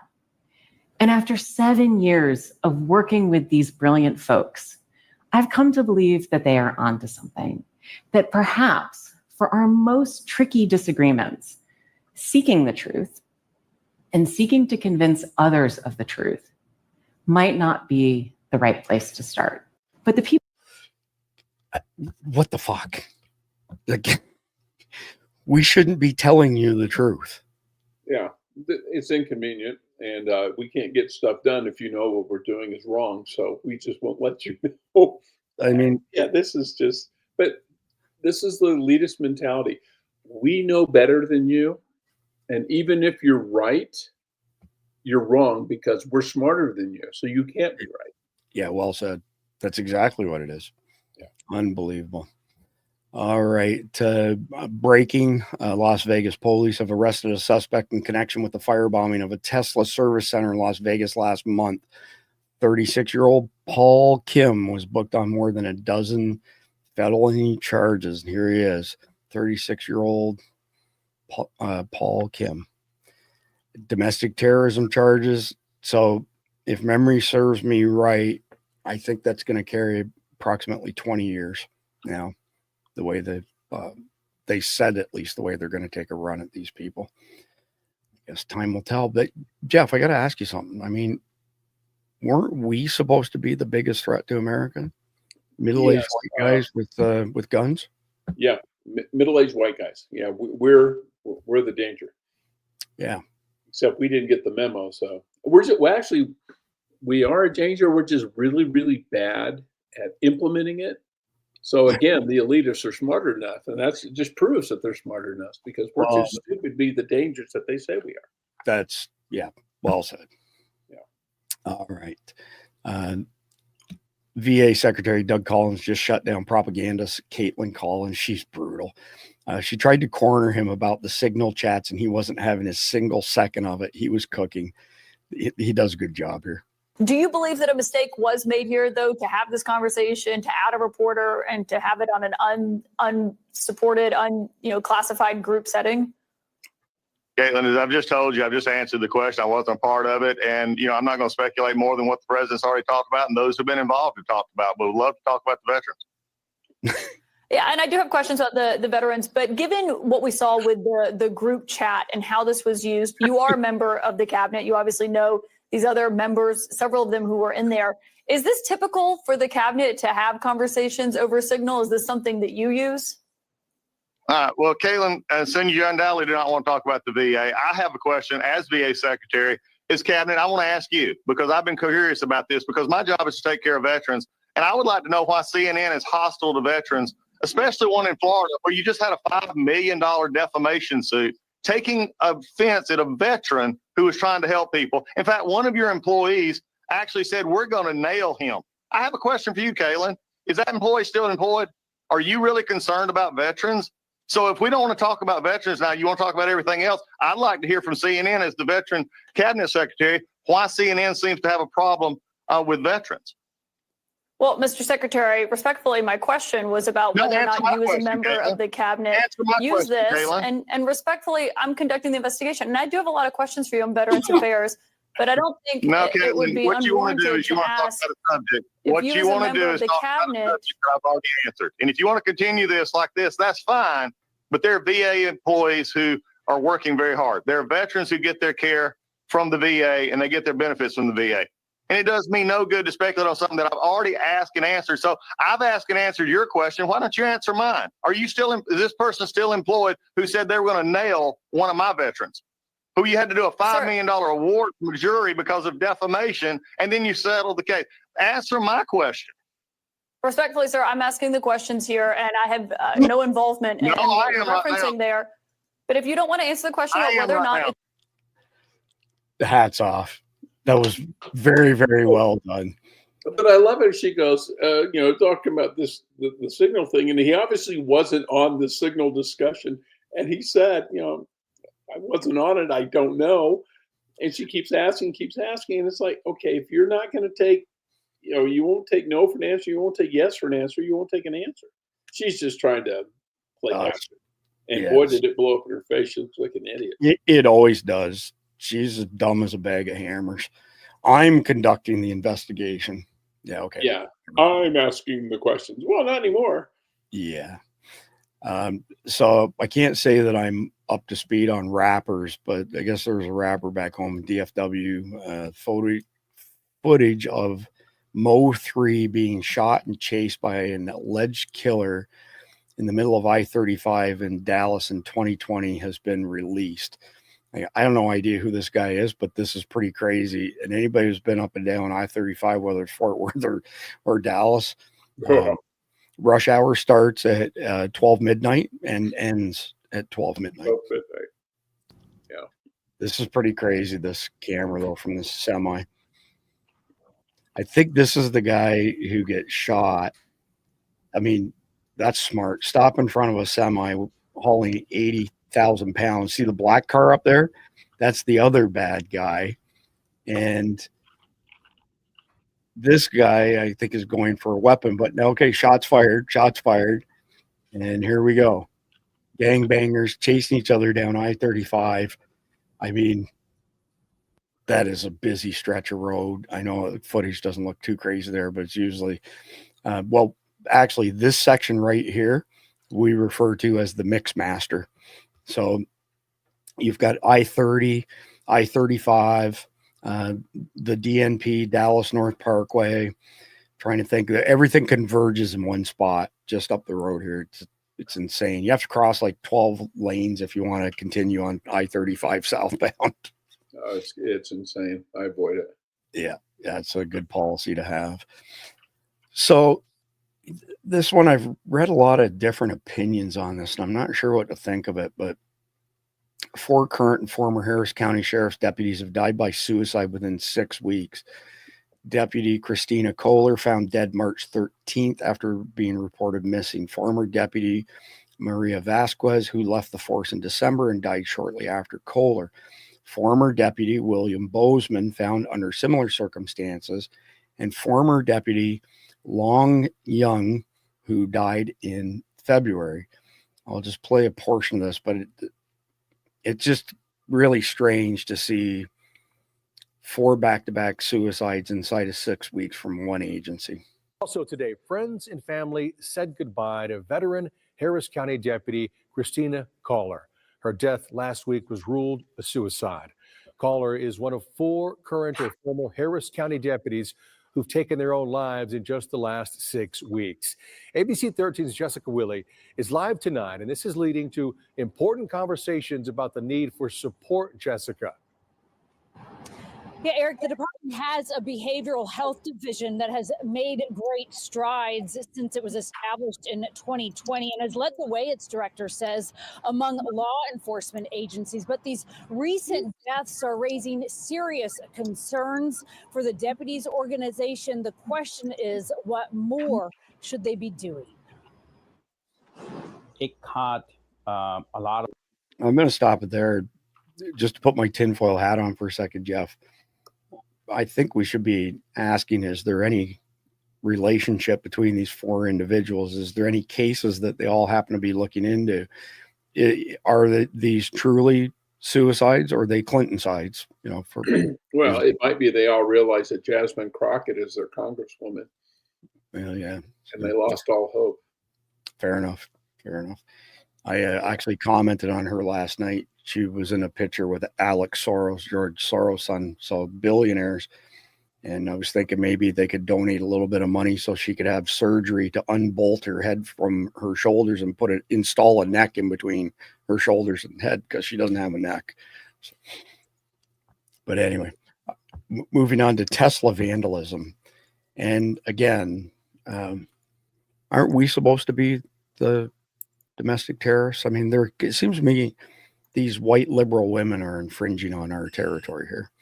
On March 23rd, 2025, in Seattle's First Hill neighborhood, a vandal was caught on Tesla's surveillance camera keying a Tesla vehicle.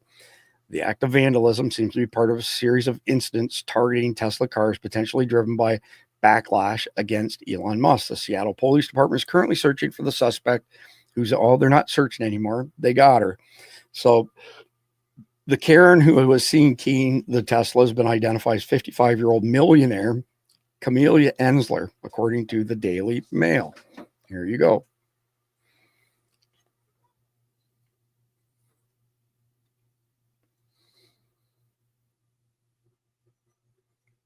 Wow. Let's just stop right in the middle of the parking lot, make a beeline for the Tesla.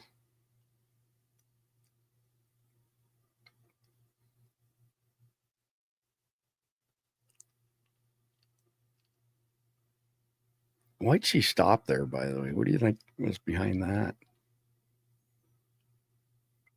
Anyway, another domestic terrorist caught on film. Now, was she talking? It almost looked like she was talking to the person driving the Tesla. It did, didn't it? But maybe it was a road rage thing. And either way, she's busted. I don't know.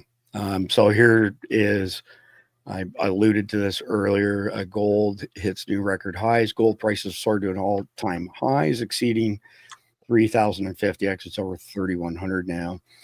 Goldman Sachs, has significantly revised its gold price forecast for the end of 2025 to 3,300 per ounce, with potential highs reaching 4,500. I would not be surprised to see that, but check out this chart here over the past few years. It's pretty impressive of where gold's going, and it's a pretty safe place to go to put your money at this particular point in time, because there's nothing but upside by the looks of it. When we print money, we devalue our currency. Therefore, it takes more of our currency to buy the same amount of gold. Yeah, that is more a testament to the devaluation of the dollar than it is the value of gold. Yeah, fair enough.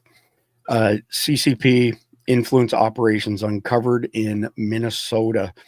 A recent investigation has revealed that the Chinese Communist Party is operating a front organization in St. Paul, Minnesota, named the Overseas Chinese Service Center. This center is part of the CCP's United Front work, aiming to influence and engage with Chinese diaspora communities. The findings have led to discussions about the potential political implications involving Minnesota Governor Tampon Tim Walz due to his interactions with members associated with this group. It's this reminds me a lot of the CCP Chinese, police forces that they discovered in Toronto first, then New York City, that are keeping tabs on Chinese people. I don't know if influence is really like the right word here. It's more like surveillance, if you ask me. Yeah, it's more of a Chinese intel keeping tabs on their own people over here. Yeah, that's how I interpret it as well. But anyway, Yemen launches missiles at Israel. U.S. intercepts on March 27th, 2025. So earlier today, air raid sirens were activated across Israel, including in Tel Aviv and Jerusalem, after ballistic missiles were launched from Yemen by the Houthis. The American THAAD air defense system, operated by U.S. soldiers, intercepted 2 of these missiles. No injuries were reported, but debris from the missiles was noted. The attack has led to flight suspensions at Ben Gurion Airport, highlighting ongoing regional tensions. Honestly, the only reason I put this in, Jeff, is because I like to highlight how much we're helping these other countries and how much I disagree with it, by the way. I think we should. They've been killing each other since Christ was a cowboy over there, and I don't care. I'm sick of our money going to the Middle East. I'm sick of us losing troops' lives over there. Let them duke it all out and smoke each other for all I care. Hamas, Israel, all of them. Jeff, Part of the Houthis is they keep lobbing missiles at our ships. True. Our commercial ships and our Navy ships, and it's like, well, it's fuck around, find out, and then we end up duking the crap out of them. Well, no, you just proved my point even more. 3% of the products that go through the Red Sea and Suez Canal and whatnot, 3% are American. The vast majority of stuff going through there is European. So why are we putting our assets and our people in harm's way? Again, I said, let them duke it out themselves. I'm honestly, I'm very much against this type of stuff. Well, that's a good point. It should be the British and French navies doing this shit. They can't. So there was even a press release from Hegseth who said that the British and French navies do not have the technology to intercept and shoot down the weaponry that the Houthis are using, which probably came from Iran, maybe Russia, maybe China, right? The Houthis are just one step above cavemen. So, yeah, it came from Iran. Okay.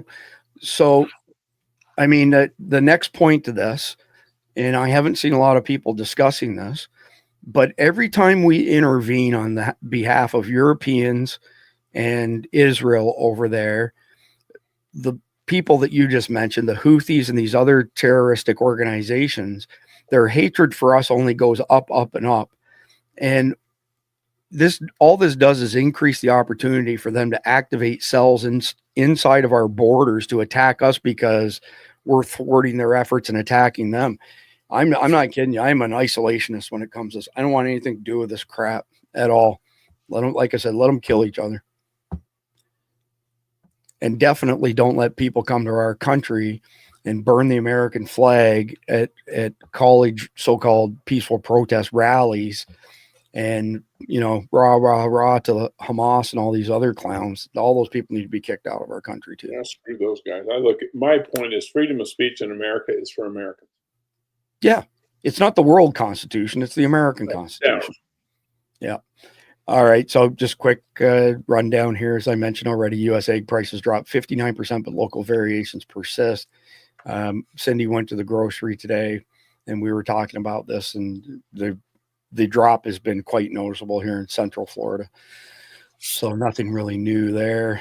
Russian drones target Ukrainian cities overnight. So here's another one that we shouldn't be involved in. On the night of March 26, 2025, Russian forces launched extensive drone attacks on the Ukrainian cities of Kharkiv and Dnipro. The strikes primarily targeted residential areas, causing fires and significant damage to civilian infrastructure.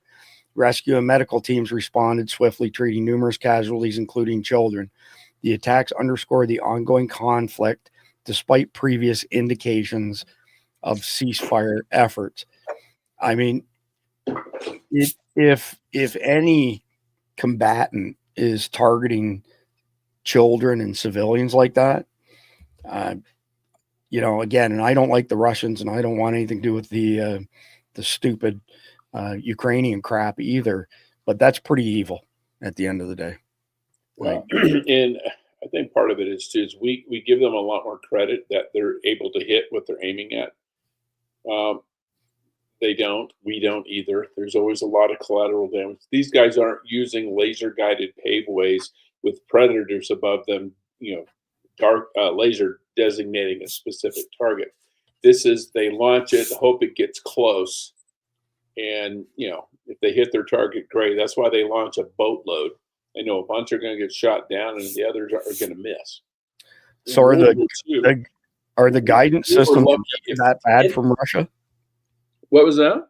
I said, are the guidance systems really that bad on the Russian side? It's not just Russia. If you look at the, you know, ours is the same way. Everyone assumes that all of our munitions are 100% precision munitions. Okay. They're not. In the first Gulf War against Iraq, we dropped a bunch of dumb bombs. I mean, we would do basically arc lights where B-52s would go over and just randomly drop bombs on the Iraqi lines. And the idea wasn't to kill the Iraqis necessarily. It was to demoralize them. And it worked. They were scared to death. But, you know, we miss. When we did at Kali Jangi, which was a fortress in Afghanistan, there was an uprising. We dropped a bomb. We missed. And we blew up some good guys. And it was a laser-guided bomb. You know, crap happens. I gotta let my dogs out before I kill them. That's too funny. All right. So that actually is, that's the end of chapter 2. So we're going into chapter 3, and it'll be a little shorter chapter 3 than usual. It's not super short, but it's shorter. Before we do that, I want to give a shout out to our friends at performancetriggers.com. So this particular trigger here is called the super safety. And here's what's interesting, Jeff.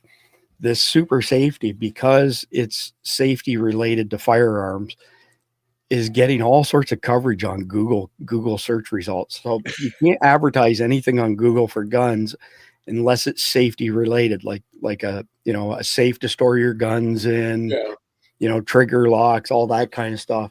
So hats off to these guys for their naming conventions on this device. So forced reset triggers, you know, even if you can get them now on the black market in particular, are extremely expensive. At one point in time, you could buy them $400 or $500 online. Now they're typically going for $1,000 in back channels, et cetera, et cetera. So this super safety is super simple, and therefore doesn't cost near as much as a forced reset trigger. So you can see you've got a trigger, and you've got essentially a push safety, okay? And then you've got a lever that resets the trigger. $169.99, so way cheaper than a forced reset trigger. And the performance is absolutely amazing out of these things. If you go to Performance Triggers and use code S's and CMDs and David 10, you get 10% off of anything plus free shipping. So if you were to buy 2 of these triggers, instead of paying $140, you're going to get another $14 off each one plus free shipping. So you end up for $250 essentially, 2 triggers, which is about half the price of what FRTs were going for at the time. And that's how simple they are, by the way. That's the entire kit right there. You don't even technically have to use their trigger. If you're okay with a Dremel, you can modify your own trigger. It's just a little bit of a nick, but in that case, I think it's like $99 or whatever. But performancetriggers.com, link down below, just like everything else in the video description, code SD10. We get a small commission on these. There's not a lot left after there's a discount, and the vendor takes their pound of flesh, but there's a small bit of commission for Survival Dispatch. So if you buy one, please use our code SD10. Every little bit, every penny helps. All right, here we go. This is probably one of the funniest videos I've seen in a long time. This man, meaning the older gentleman you're going to see in a second, was too nice for the nonsense that was foisted upon him. This is some funny shit. Hello, sir. Is this your vehicle? Yeah. Are you gay? Am I what? Are you gay? Am I gay? Yeah. No, I'm not. Oh, you're not? Why? It's a gay parking only. Yeah.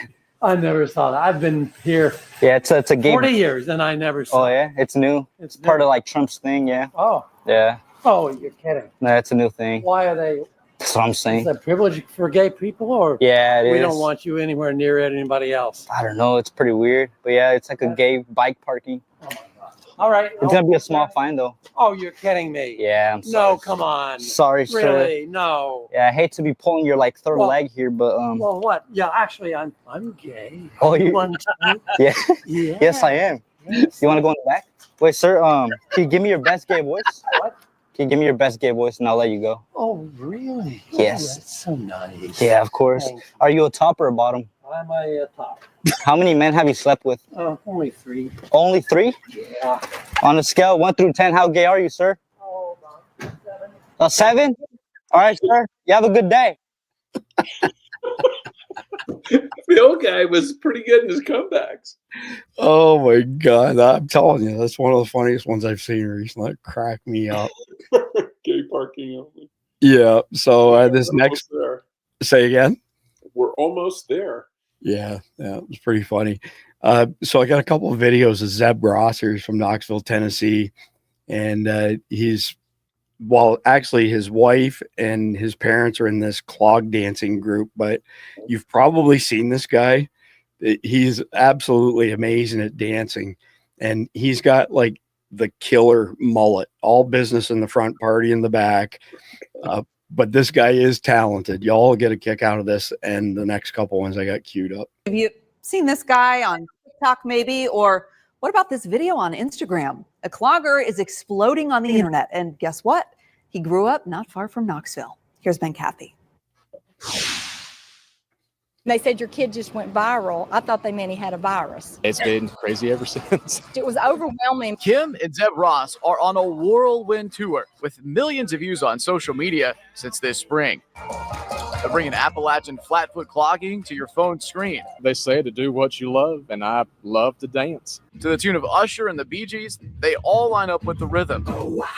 I'm actually more into 80s hair metal music. The J Creek Cloggers are a full team of 36, but this is no full-time job. Zeb's been a machinist for a decade, and yes, his coworkers know all about that blue polo shirt guy. Sooner or later, they found out. Even with tens of millions of clicks. We're very humble people, blue-collar workers. Kim is Zeb's mom, and the man calling out cues, that's his stepdad.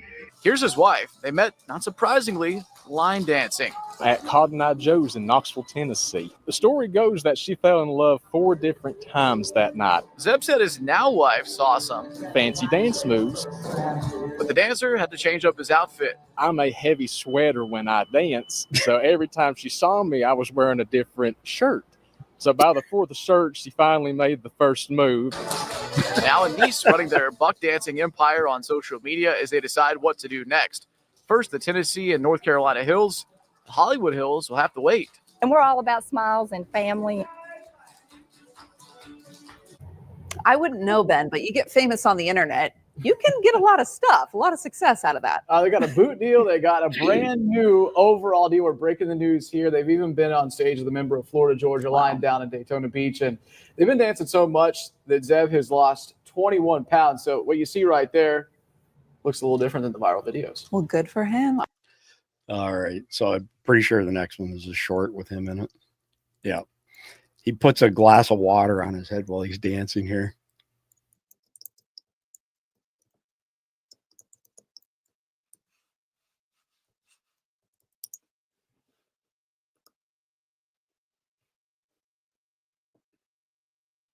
All right, where is it? We're not seeing it. Oh. You're laughing. We're like, okay, what are you laughing at? Dang it. Again, I think I may have mentioned it at some point in time. I sure could use a producer. All right. You've never said that before. Yeah, that's crazy. All right. Here we go. So there was a gentleman years ago named Burton Edwards. He was a 3-time world champion clogger. He was so good that he could dance with a thing of water on his head and not spill a drop. Now, I can't promise that this is going to happen tonight, but thought we'd have a little fun, so we'll give it a try.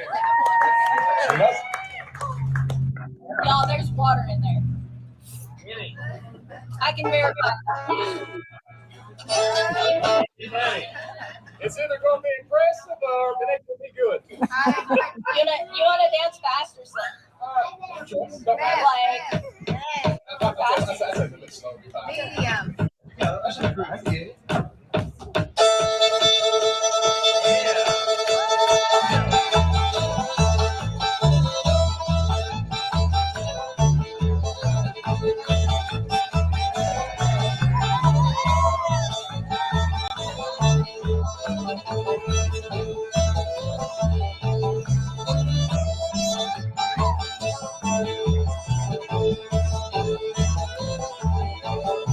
So there was a gentleman years. Right on. All right. And the next one up is the opposite end of the scale. 34 million views, the original Techno Viking video. Oh, God.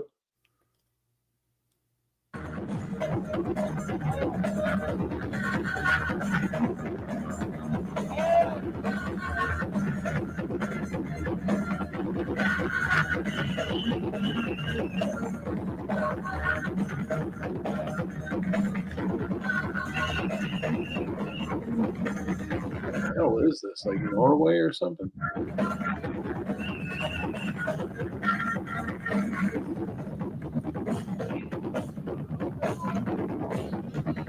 All right, I'll stop that there. There's actually a clip before this, Jeff, where some guy walks behind him and walks into somebody else, and he gets in between them and shuts the whole thing down because he's the Viking. He's the original Techno Viking. Europe's a strange place, man. Yes, it is. Full of strange people. All right. Houston police asking for public's help IDing suspects after a 24-year-old man was beaten to death outside gas station. So the reason I brought this up, and I'll play the video, doesn't show anything that goes too far, but is to drive the point home that at least 3 or 4 times a year we do an episode on being gas station ready. And so gas stations and convenience stores are both top 5 locations where you're potentially going to get accosted. And you have to have your situational awareness on a higher level. You should always be condition orange. You know, white, you're sitting at home, none of care in the world. You go outside, you walk, look both ways before you walk across the street, condition yellow. You got your head on a swivel like a gas station. You're not stuck between your car and the gas pump where you could be trapped. You step away from your vehicle while it's fueling up, so you've got a view of everything. That's condition orange. And if the shit's fixing to hit the fan, that's condition red. And if you haven't practiced for any of this stuff, you'll probably go into condition black, which is freezing up. 70% of Floridians who are killed by gunshot wound that do not commit suicide are killed with their own gun because they pull a gun, they go into condition black, bad guy steals the gun and shoots them. That number never changes. It's 70% yearly. All right, so short video. There's no audio with it here as well, but this guy in the ground here is the one who ends up getting killed. They stop it before it goes that far. Suffice it to say, again, gas stations, you've got to be at a very high level of situational awareness. Don't have your face buried in your, weapon of mass distraction, your cell phone, and don't be trapped in between your vehicle and the gas pump. All right. So next one up. All right.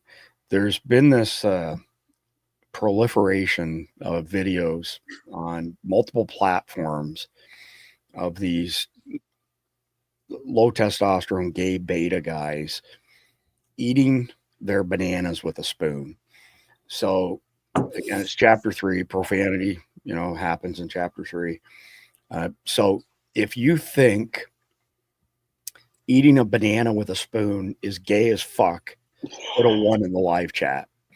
If on the other hand, you think that eating a banana with a spoon is the way to go, put a 2 in the chat, and we'll listen to this guy's comments here. One thing about me, I'm going to enjoy my morning banana. With Tesla FSD on the Cybertruck, I can literally drive hands-free. One thing about me, we got some ones rolling in. Haven't seen any twos so far. Well, it's because Mike Sterling's not here. Right.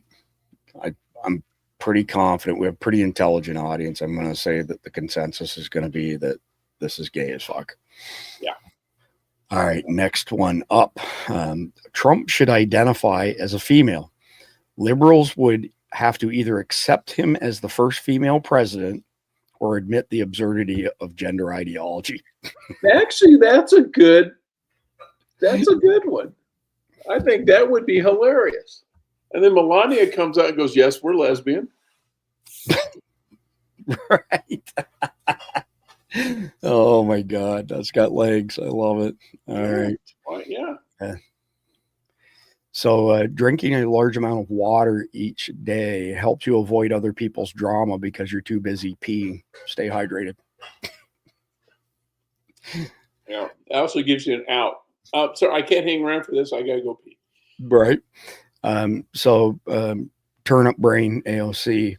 If you don't like the Green New Deal, then come up with your own ambitious on-scale proposal to address the global climate crisis. Until then, we're in charge and you're just shouting from the cheap seats. And James Wood, reportedly 170 plus IQ. So you may have missed this, but the way it works in America is you work for us. And the last time somebody told Americans to sit down, shut up was 1776. If you ever learn to read, look it up. You are not only an idiot, you're an arrogant idiot, and there's nothing more dangerous. Yeah. James Woods is awesome. His dad was a military intel officer. I did not know that. Have you seen Whoopi Goldberg recently, by the way? No. Yeah, I avoid her. She just announced that she's quitting The View and moving to Canada. I thought that was Rosie O'Donnell with dreads, but hey. Yeah, no, it's Whoopi, huh? It's Whoopi. Yeah, it's Whoopi. Whoopi the Hut. Yeah, and I don't know if you've caught any of these JD Vance memes, but people are putting his face on everybody. And it's I don't know. There's something about the shape of his face that just works on other people. Yeah, it's everywhere. There are some really funny memes with that. I love this one. When you participate in a peaceful protest, but you're prepared for the alternative. Hats off to that guy. All right. And next one up here. When your parents have hyped you up too much and truly made you believe you can do anything. I believe I can fly. I believe I can fly. That's me trying to dunk. I don't care who you are. That's funny. You got probably used to playing on an 8-foot rim. Yeah. All right. And this one's pretty funny too. This dog. Check it out. Oh.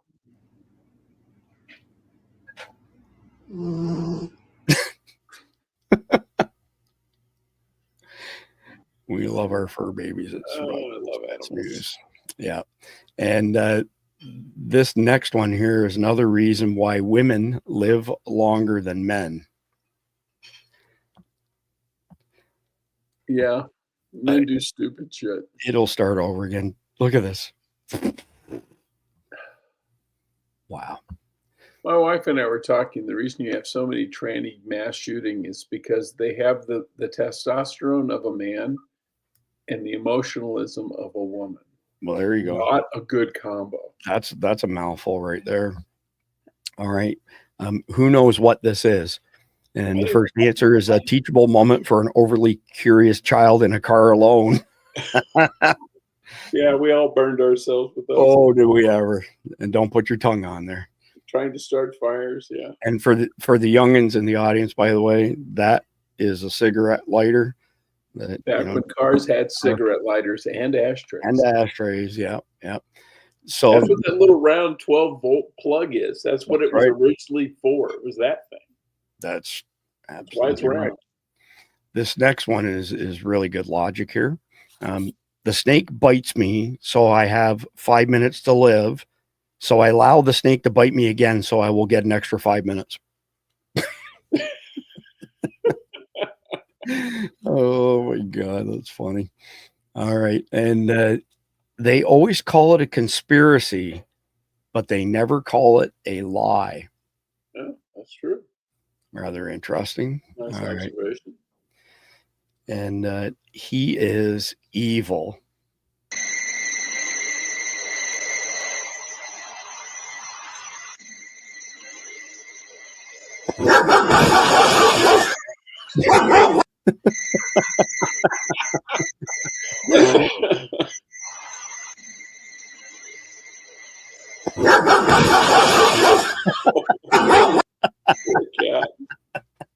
Oh my God, that one's funny. All right. Yeah. So point of view, they ask you how life has been treating you. Not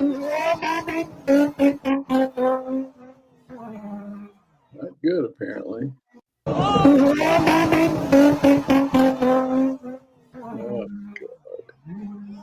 That would be wrong place at the wrong time. Yeah. All right. Funny dog memes. The first one cracks me up. No, the second one not as much. But Sharon, you and I both know there's a pill wrapped in that slice of ham. No shit. You know, you're not going to get it by a creature that has 60% of its brain wired to its sniffer. You know. Oh my God, this is hilarious. Michael J. Fox, Back to the Future. Stop it, guys. It's not funny. No. That's not Back to the Future. That's They Live. That's Rowdy Piper. No. It's Michael J. Fox. Yeah. You sure? Yeah, I'm positive. Check it out. Okay. Whether you're Democrat, Republican, Independent, or none of the above, this is our time. Whether you're Democrat, Republican, Independent, or none of the above, this is our time. That's from They Live. Whether you're Democrat, Republican, Independent, or none of the above, this is our time. Whether you're Democrat, Republican. Either way, it's Michael J. Fox, and he's got It's glasses. not Michael J. Fox. Yes, it is. No, it's not. I bet you $100. That is whether you're Democrat, Republican, Independent, or none of the above. This is our time. You'd only see the aliens if you wore the glasses. Whether you're Democrat, Republican, Independent, or none of the above, this. All right. I'll take your word for it. Looks like Michael J. Fox to me. Sarah Carroll says Roddy Piper. All right. Velcro, Roddy Piper. Lynn, not Michael J. Fox. Stand corrected. So that is the end of chapter 3. We have not mentioned EMP Shield in a while. If you go to our website, survivaldispatch.com, at the beginning of the website, you are at the top of the homepage of the website, I should say, there's an embedded video where we built a 400,000 volt Marks generator, and we hit a test bed of devices, and we proved it was 400,000 because we jumped the big wire gap. And so each centimeter of a gap takes 30,000 volts to jump. We're the only ones who've ever done this, by the way. We tried to do 800,000 volts, and Steve dang near electrocuted himself to death. He was so these EMP shields, they really work. We had this test bed. He hooked up the Marks generator beside all these devices. Down at the other end, 8 feet away, was a panel. This was, you know, an isolated test bed, and that's where the EMP shield was connected. It has infinite resistance until it senses electricity, and then it has infinite attraction. So even though we had sensitive components this far from where the Marks generator was hitting the test bed, the EMP shield drew everything to it and nothing was damaged. We took the EMP shield off, hit it again, and it smoked everything in the test bed. So then Steve built one that was 800,000 volts. He was outdoors. He was over 20 feet away with fiberglass rods, standing on a rubber tire on the ground, and he flicked the switch on the Marks generator, and it zapped him 800,000 volts.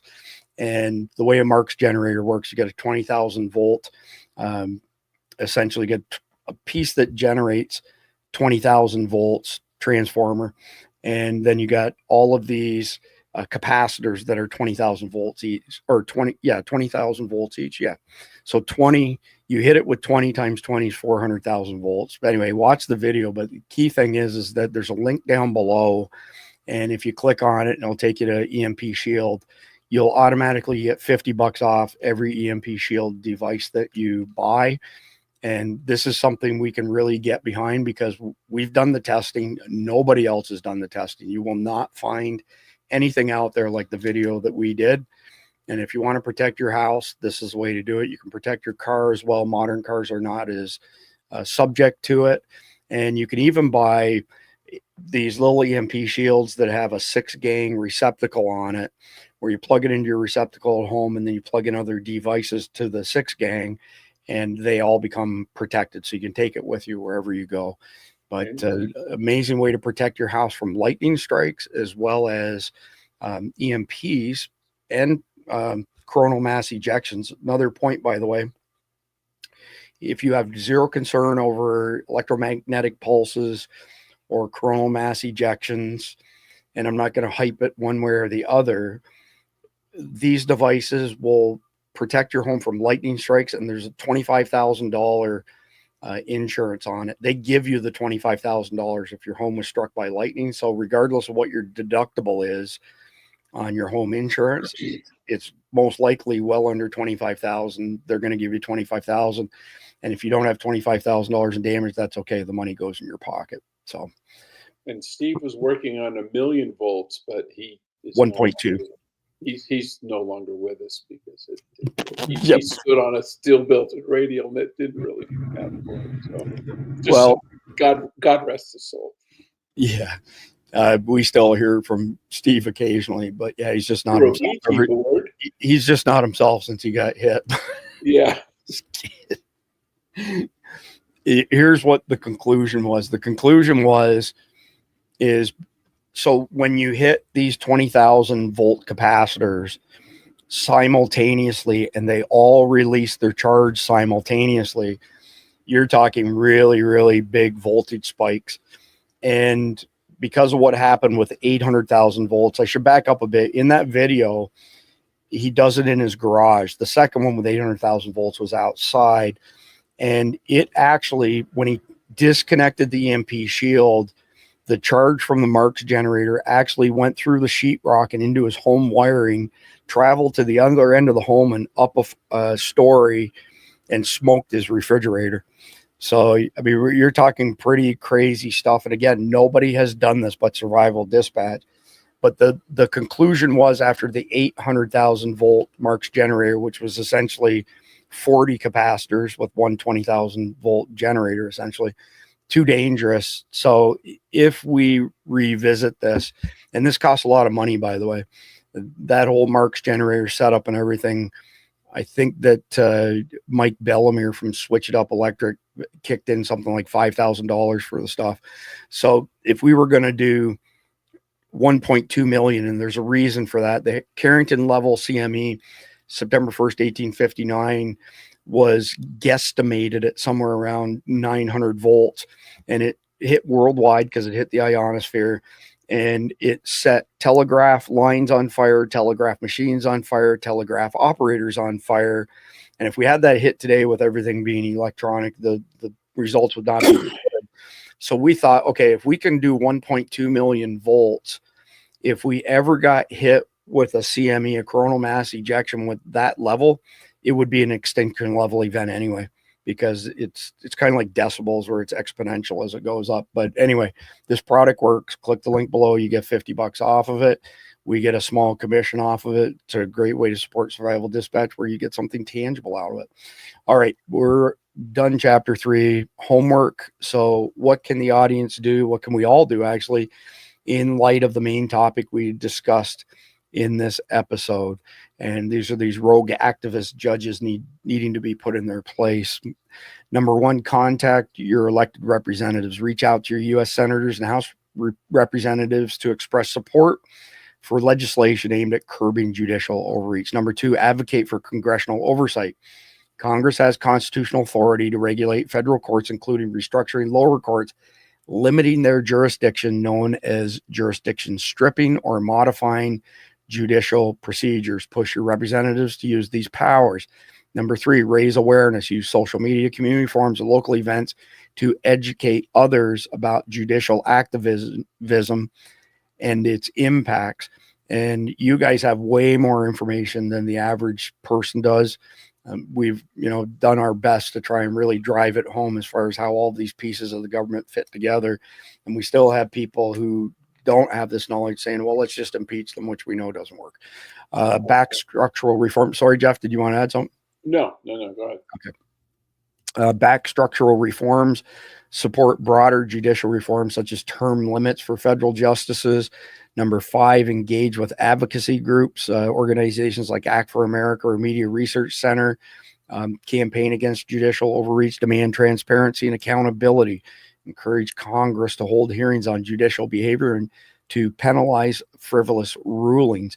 And number 7, share episodes of Survival Dispatch News on your socials. Help us spread the truth. Our mission is to dispatch information so our fellow Americans and friends of America can survive in these very uncertain times. Jeff, any suggestions on your part with regards to these activist judges and what the average person could do? No, I think, just trying to give your representatives the backing they need to, because, there are a lot of times they're afraid to act because they think it's going to cost them votes. But if you, kind of let them know that we want you to do this, they're more likely to do it. Yeah, especially considering what these judges are doing is completely counter to what the electorate wants. So absolutely, that's an important consideration. One final plug for Patreon, patreon.com/survival dispatch, $9.99 a month or $95 a year. If you pay $95 a year, you essentially get 2.5 months for free. You get all of our daily sit reps, so situation reports. You also get an invite to our super active signal chat, private signal chat. On busy days, there's over 2,500 messages go through there. If you have not seen one of our sit reps, here's what it looks like. We conduct every episode of Survival Dispatch News from a sit rep. So Monday, Wednesday, Thursday, Friday, when I'm hosting, I write the sit rep. On Sundays and Tuesdays, John Wheaton writes the sit rep. And on Saturday nights, Jeff O'Donnell, writes it and hosts on Saturday nights. But there's a ton of information. There's all kinds of discounts from some partners at the bottom. There's a restricted section down here that we can't put on certain platforms, or they love to give us strikes. So anyway, that's what you get if you become a Survival Dispatch Insider. There's other stuff. I'm not going to bore you with it. So conflict of question, and we're done. And here's a hypothetical situation. An individual, a single parent with a young child, lives in a rural area that's been hit by a prolonged economic collapse. Food and fuel shortages have led to widespread desperation. One day, a neighbor who has always been friendly but is now gaunt and frantic approaches the parent's property. The neighbor confesses they haven't eaten in days and begs for help. The parent has a small garden and a few weeks' worth of canned goods carefully rationed to sustain themselves and their child through the crisis. However, they spot the neighbor's teenage son hiding nearby, holding a makeshift weapon, a sharpened stick, suggesting the plea might be a ruse to steal what little they have. The parent must decide whether to offer limited aid, turn the neighbor away entirely, or confront the potential threat head on to protect their child. The proper question is, what resources are scarce and your child's survival depends on what you've prepared? Is it more when? Let me back this up. When resources are scarce and your child's survival depends on what you've prepared, is it morally acceptable to withhold aid from a struggling neighbor if you suspect their desperation might turn to betrayal? Or do your values compel you to share despite the risk to your own family's well-being? How do you balance compassion with self-preservation? Jeff? My primary objective is going to be my own child. Now, if I have anything I can spare for a neighbor, give them something. Am I going to give them enough that it puts my own child's life in danger? Absolutely not. And and it sounds cold, but when you come to this, it's like your lack of preparation does not create an obligation for me. So, I will help you if I can, but if it means my child goes hungry, I'm not helping you, because as a parent, my primary responsibility is for my kids. Yeah, and I can't say I disagree. And again, these scenarios are essentially, an extreme SHTF situation, shit hits the fan, or a Teotawaki situation, which stands for the end of the world as we know it, or a WROL situation, which stands for without rule of law. So when you see the acronyms SHTF, Teotawaki, and WROL, that's what they mean. And there's some considerations here, right? Let's just say you escalate this to the point of using deadly force, there will be a reckoning at some point in time. Yeah. So even though the wheels are coming off society, there will be a reckoning. And you have to keep that in mind, that it doesn't matter how bad the situation gets, eventually things will level out and you'll be held responsible for what you did. So I love Keith Graves' guidance on this, to have, some charity, bags together that have some food for people like this. I've also mentioned that, to have a charity gun, and I think I qualified that just so you guys know, but I'm going to say it again. I have a neighbor who lives just down the street from me. His name's Tim. He's a super guy. We go shooting together. We've got a great friendship. If he got broken into and all hell was breaking loose and he came to me and needed help, I wouldn't think twice of giving him a charity weapon. He's a solid guy. He's got great values. I'm not talking about giving guns to unknown people, whereas I would give food to unknown people the way that Keith has, basically he's the first person who shared that with me, to have like a charity bag of food and say, here you go. And I think in this situation, Jeff, if I'm on my own property and I'm in a decent state like Florida or Texas, I would probably have a gun in my hands, to be honest with you. And I would say, here's your bag of food. Don't step foot on my property with a weapon again like that, because next time you're on my property with a weapon, I'm going to assume that you're here with bad intentions, and I will defend myself and my family. And here in Florida and Texas, we have very strong castle doctrines. We have stand your ground laws. And if I feel that my life is in danger, or my children's life is in danger, my wife's life is in danger, I have the ability to use deadly force. And when the reckoning comes, there won't be a reckoning legally, maybe after you pass away, but there won't be a reckoning at that particular point in time, or, legal means. So that's my answer to it. These situations are tough sometimes. You want to do the right thing, but you have to preserve your own family and well-being. You also have to be ready to defend yourself. And then you also have to realize that if these assholes really have it in for you, they'll set your house on fire, So you got to be really careful how you handle this stuff. Velcro says he needs a charity gun. You're closer to Jeff being in California. Jeff's probably got something for you. Yeah, sure. All right. So that's it for tonight. I'll be back tomorrow evening with Bruce Kennedy, maybe Jeff, maybe not. And then the weekend will be Jeff O'Donnell and John Wheaton.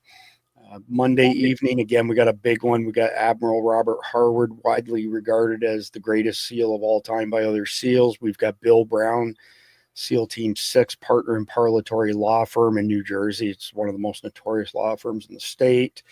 We've got General Vallely, former Army Ranger, 3-time Vietnam combat veteran, advisor to Reagan, advisor to Trump. Who am I leaving out? Oh, Lieutenant Colonel Doc Pete Chambers. We're going to be pooling resources to get behind Major James Casper, who is an absolute hero for what he did in Vietnam. And he was put up for the Medal of Honor by his CO, who got killed in a helicopter crash, and it didn't happen. This guy's 87 years old, and he deserves to be recognized for it. And the Biden admin told him to go piss up a rope, which is total bullshit. When you read this guy's story, this guy is as heroic as they get. When I gave it to Doc Pete, by the way, Jeff, Doc Doc Pete wrote me back. He's like, holy shit. Like, that's the definition of a hero right there. I mean, he saved his guys, and it was fearless. So that's Monday night. To close the video here, we've got a parody on the police song, I'll Be Watching You. If you're watching the recorded version of this video will probably get smacked down for copyright infringement because of this song. And we'll have to go in and edit the video out afterwards. But if you watch live, you usually get to see this stuff unless they pull the plug on us while we're live, which does happen on some platforms. But anyway, Jeff, appreciate your time and insight. For everybody else, between now and tomorrow night, please like, share, comment, subscribe. God bless America. God bless. What due diligence did you do?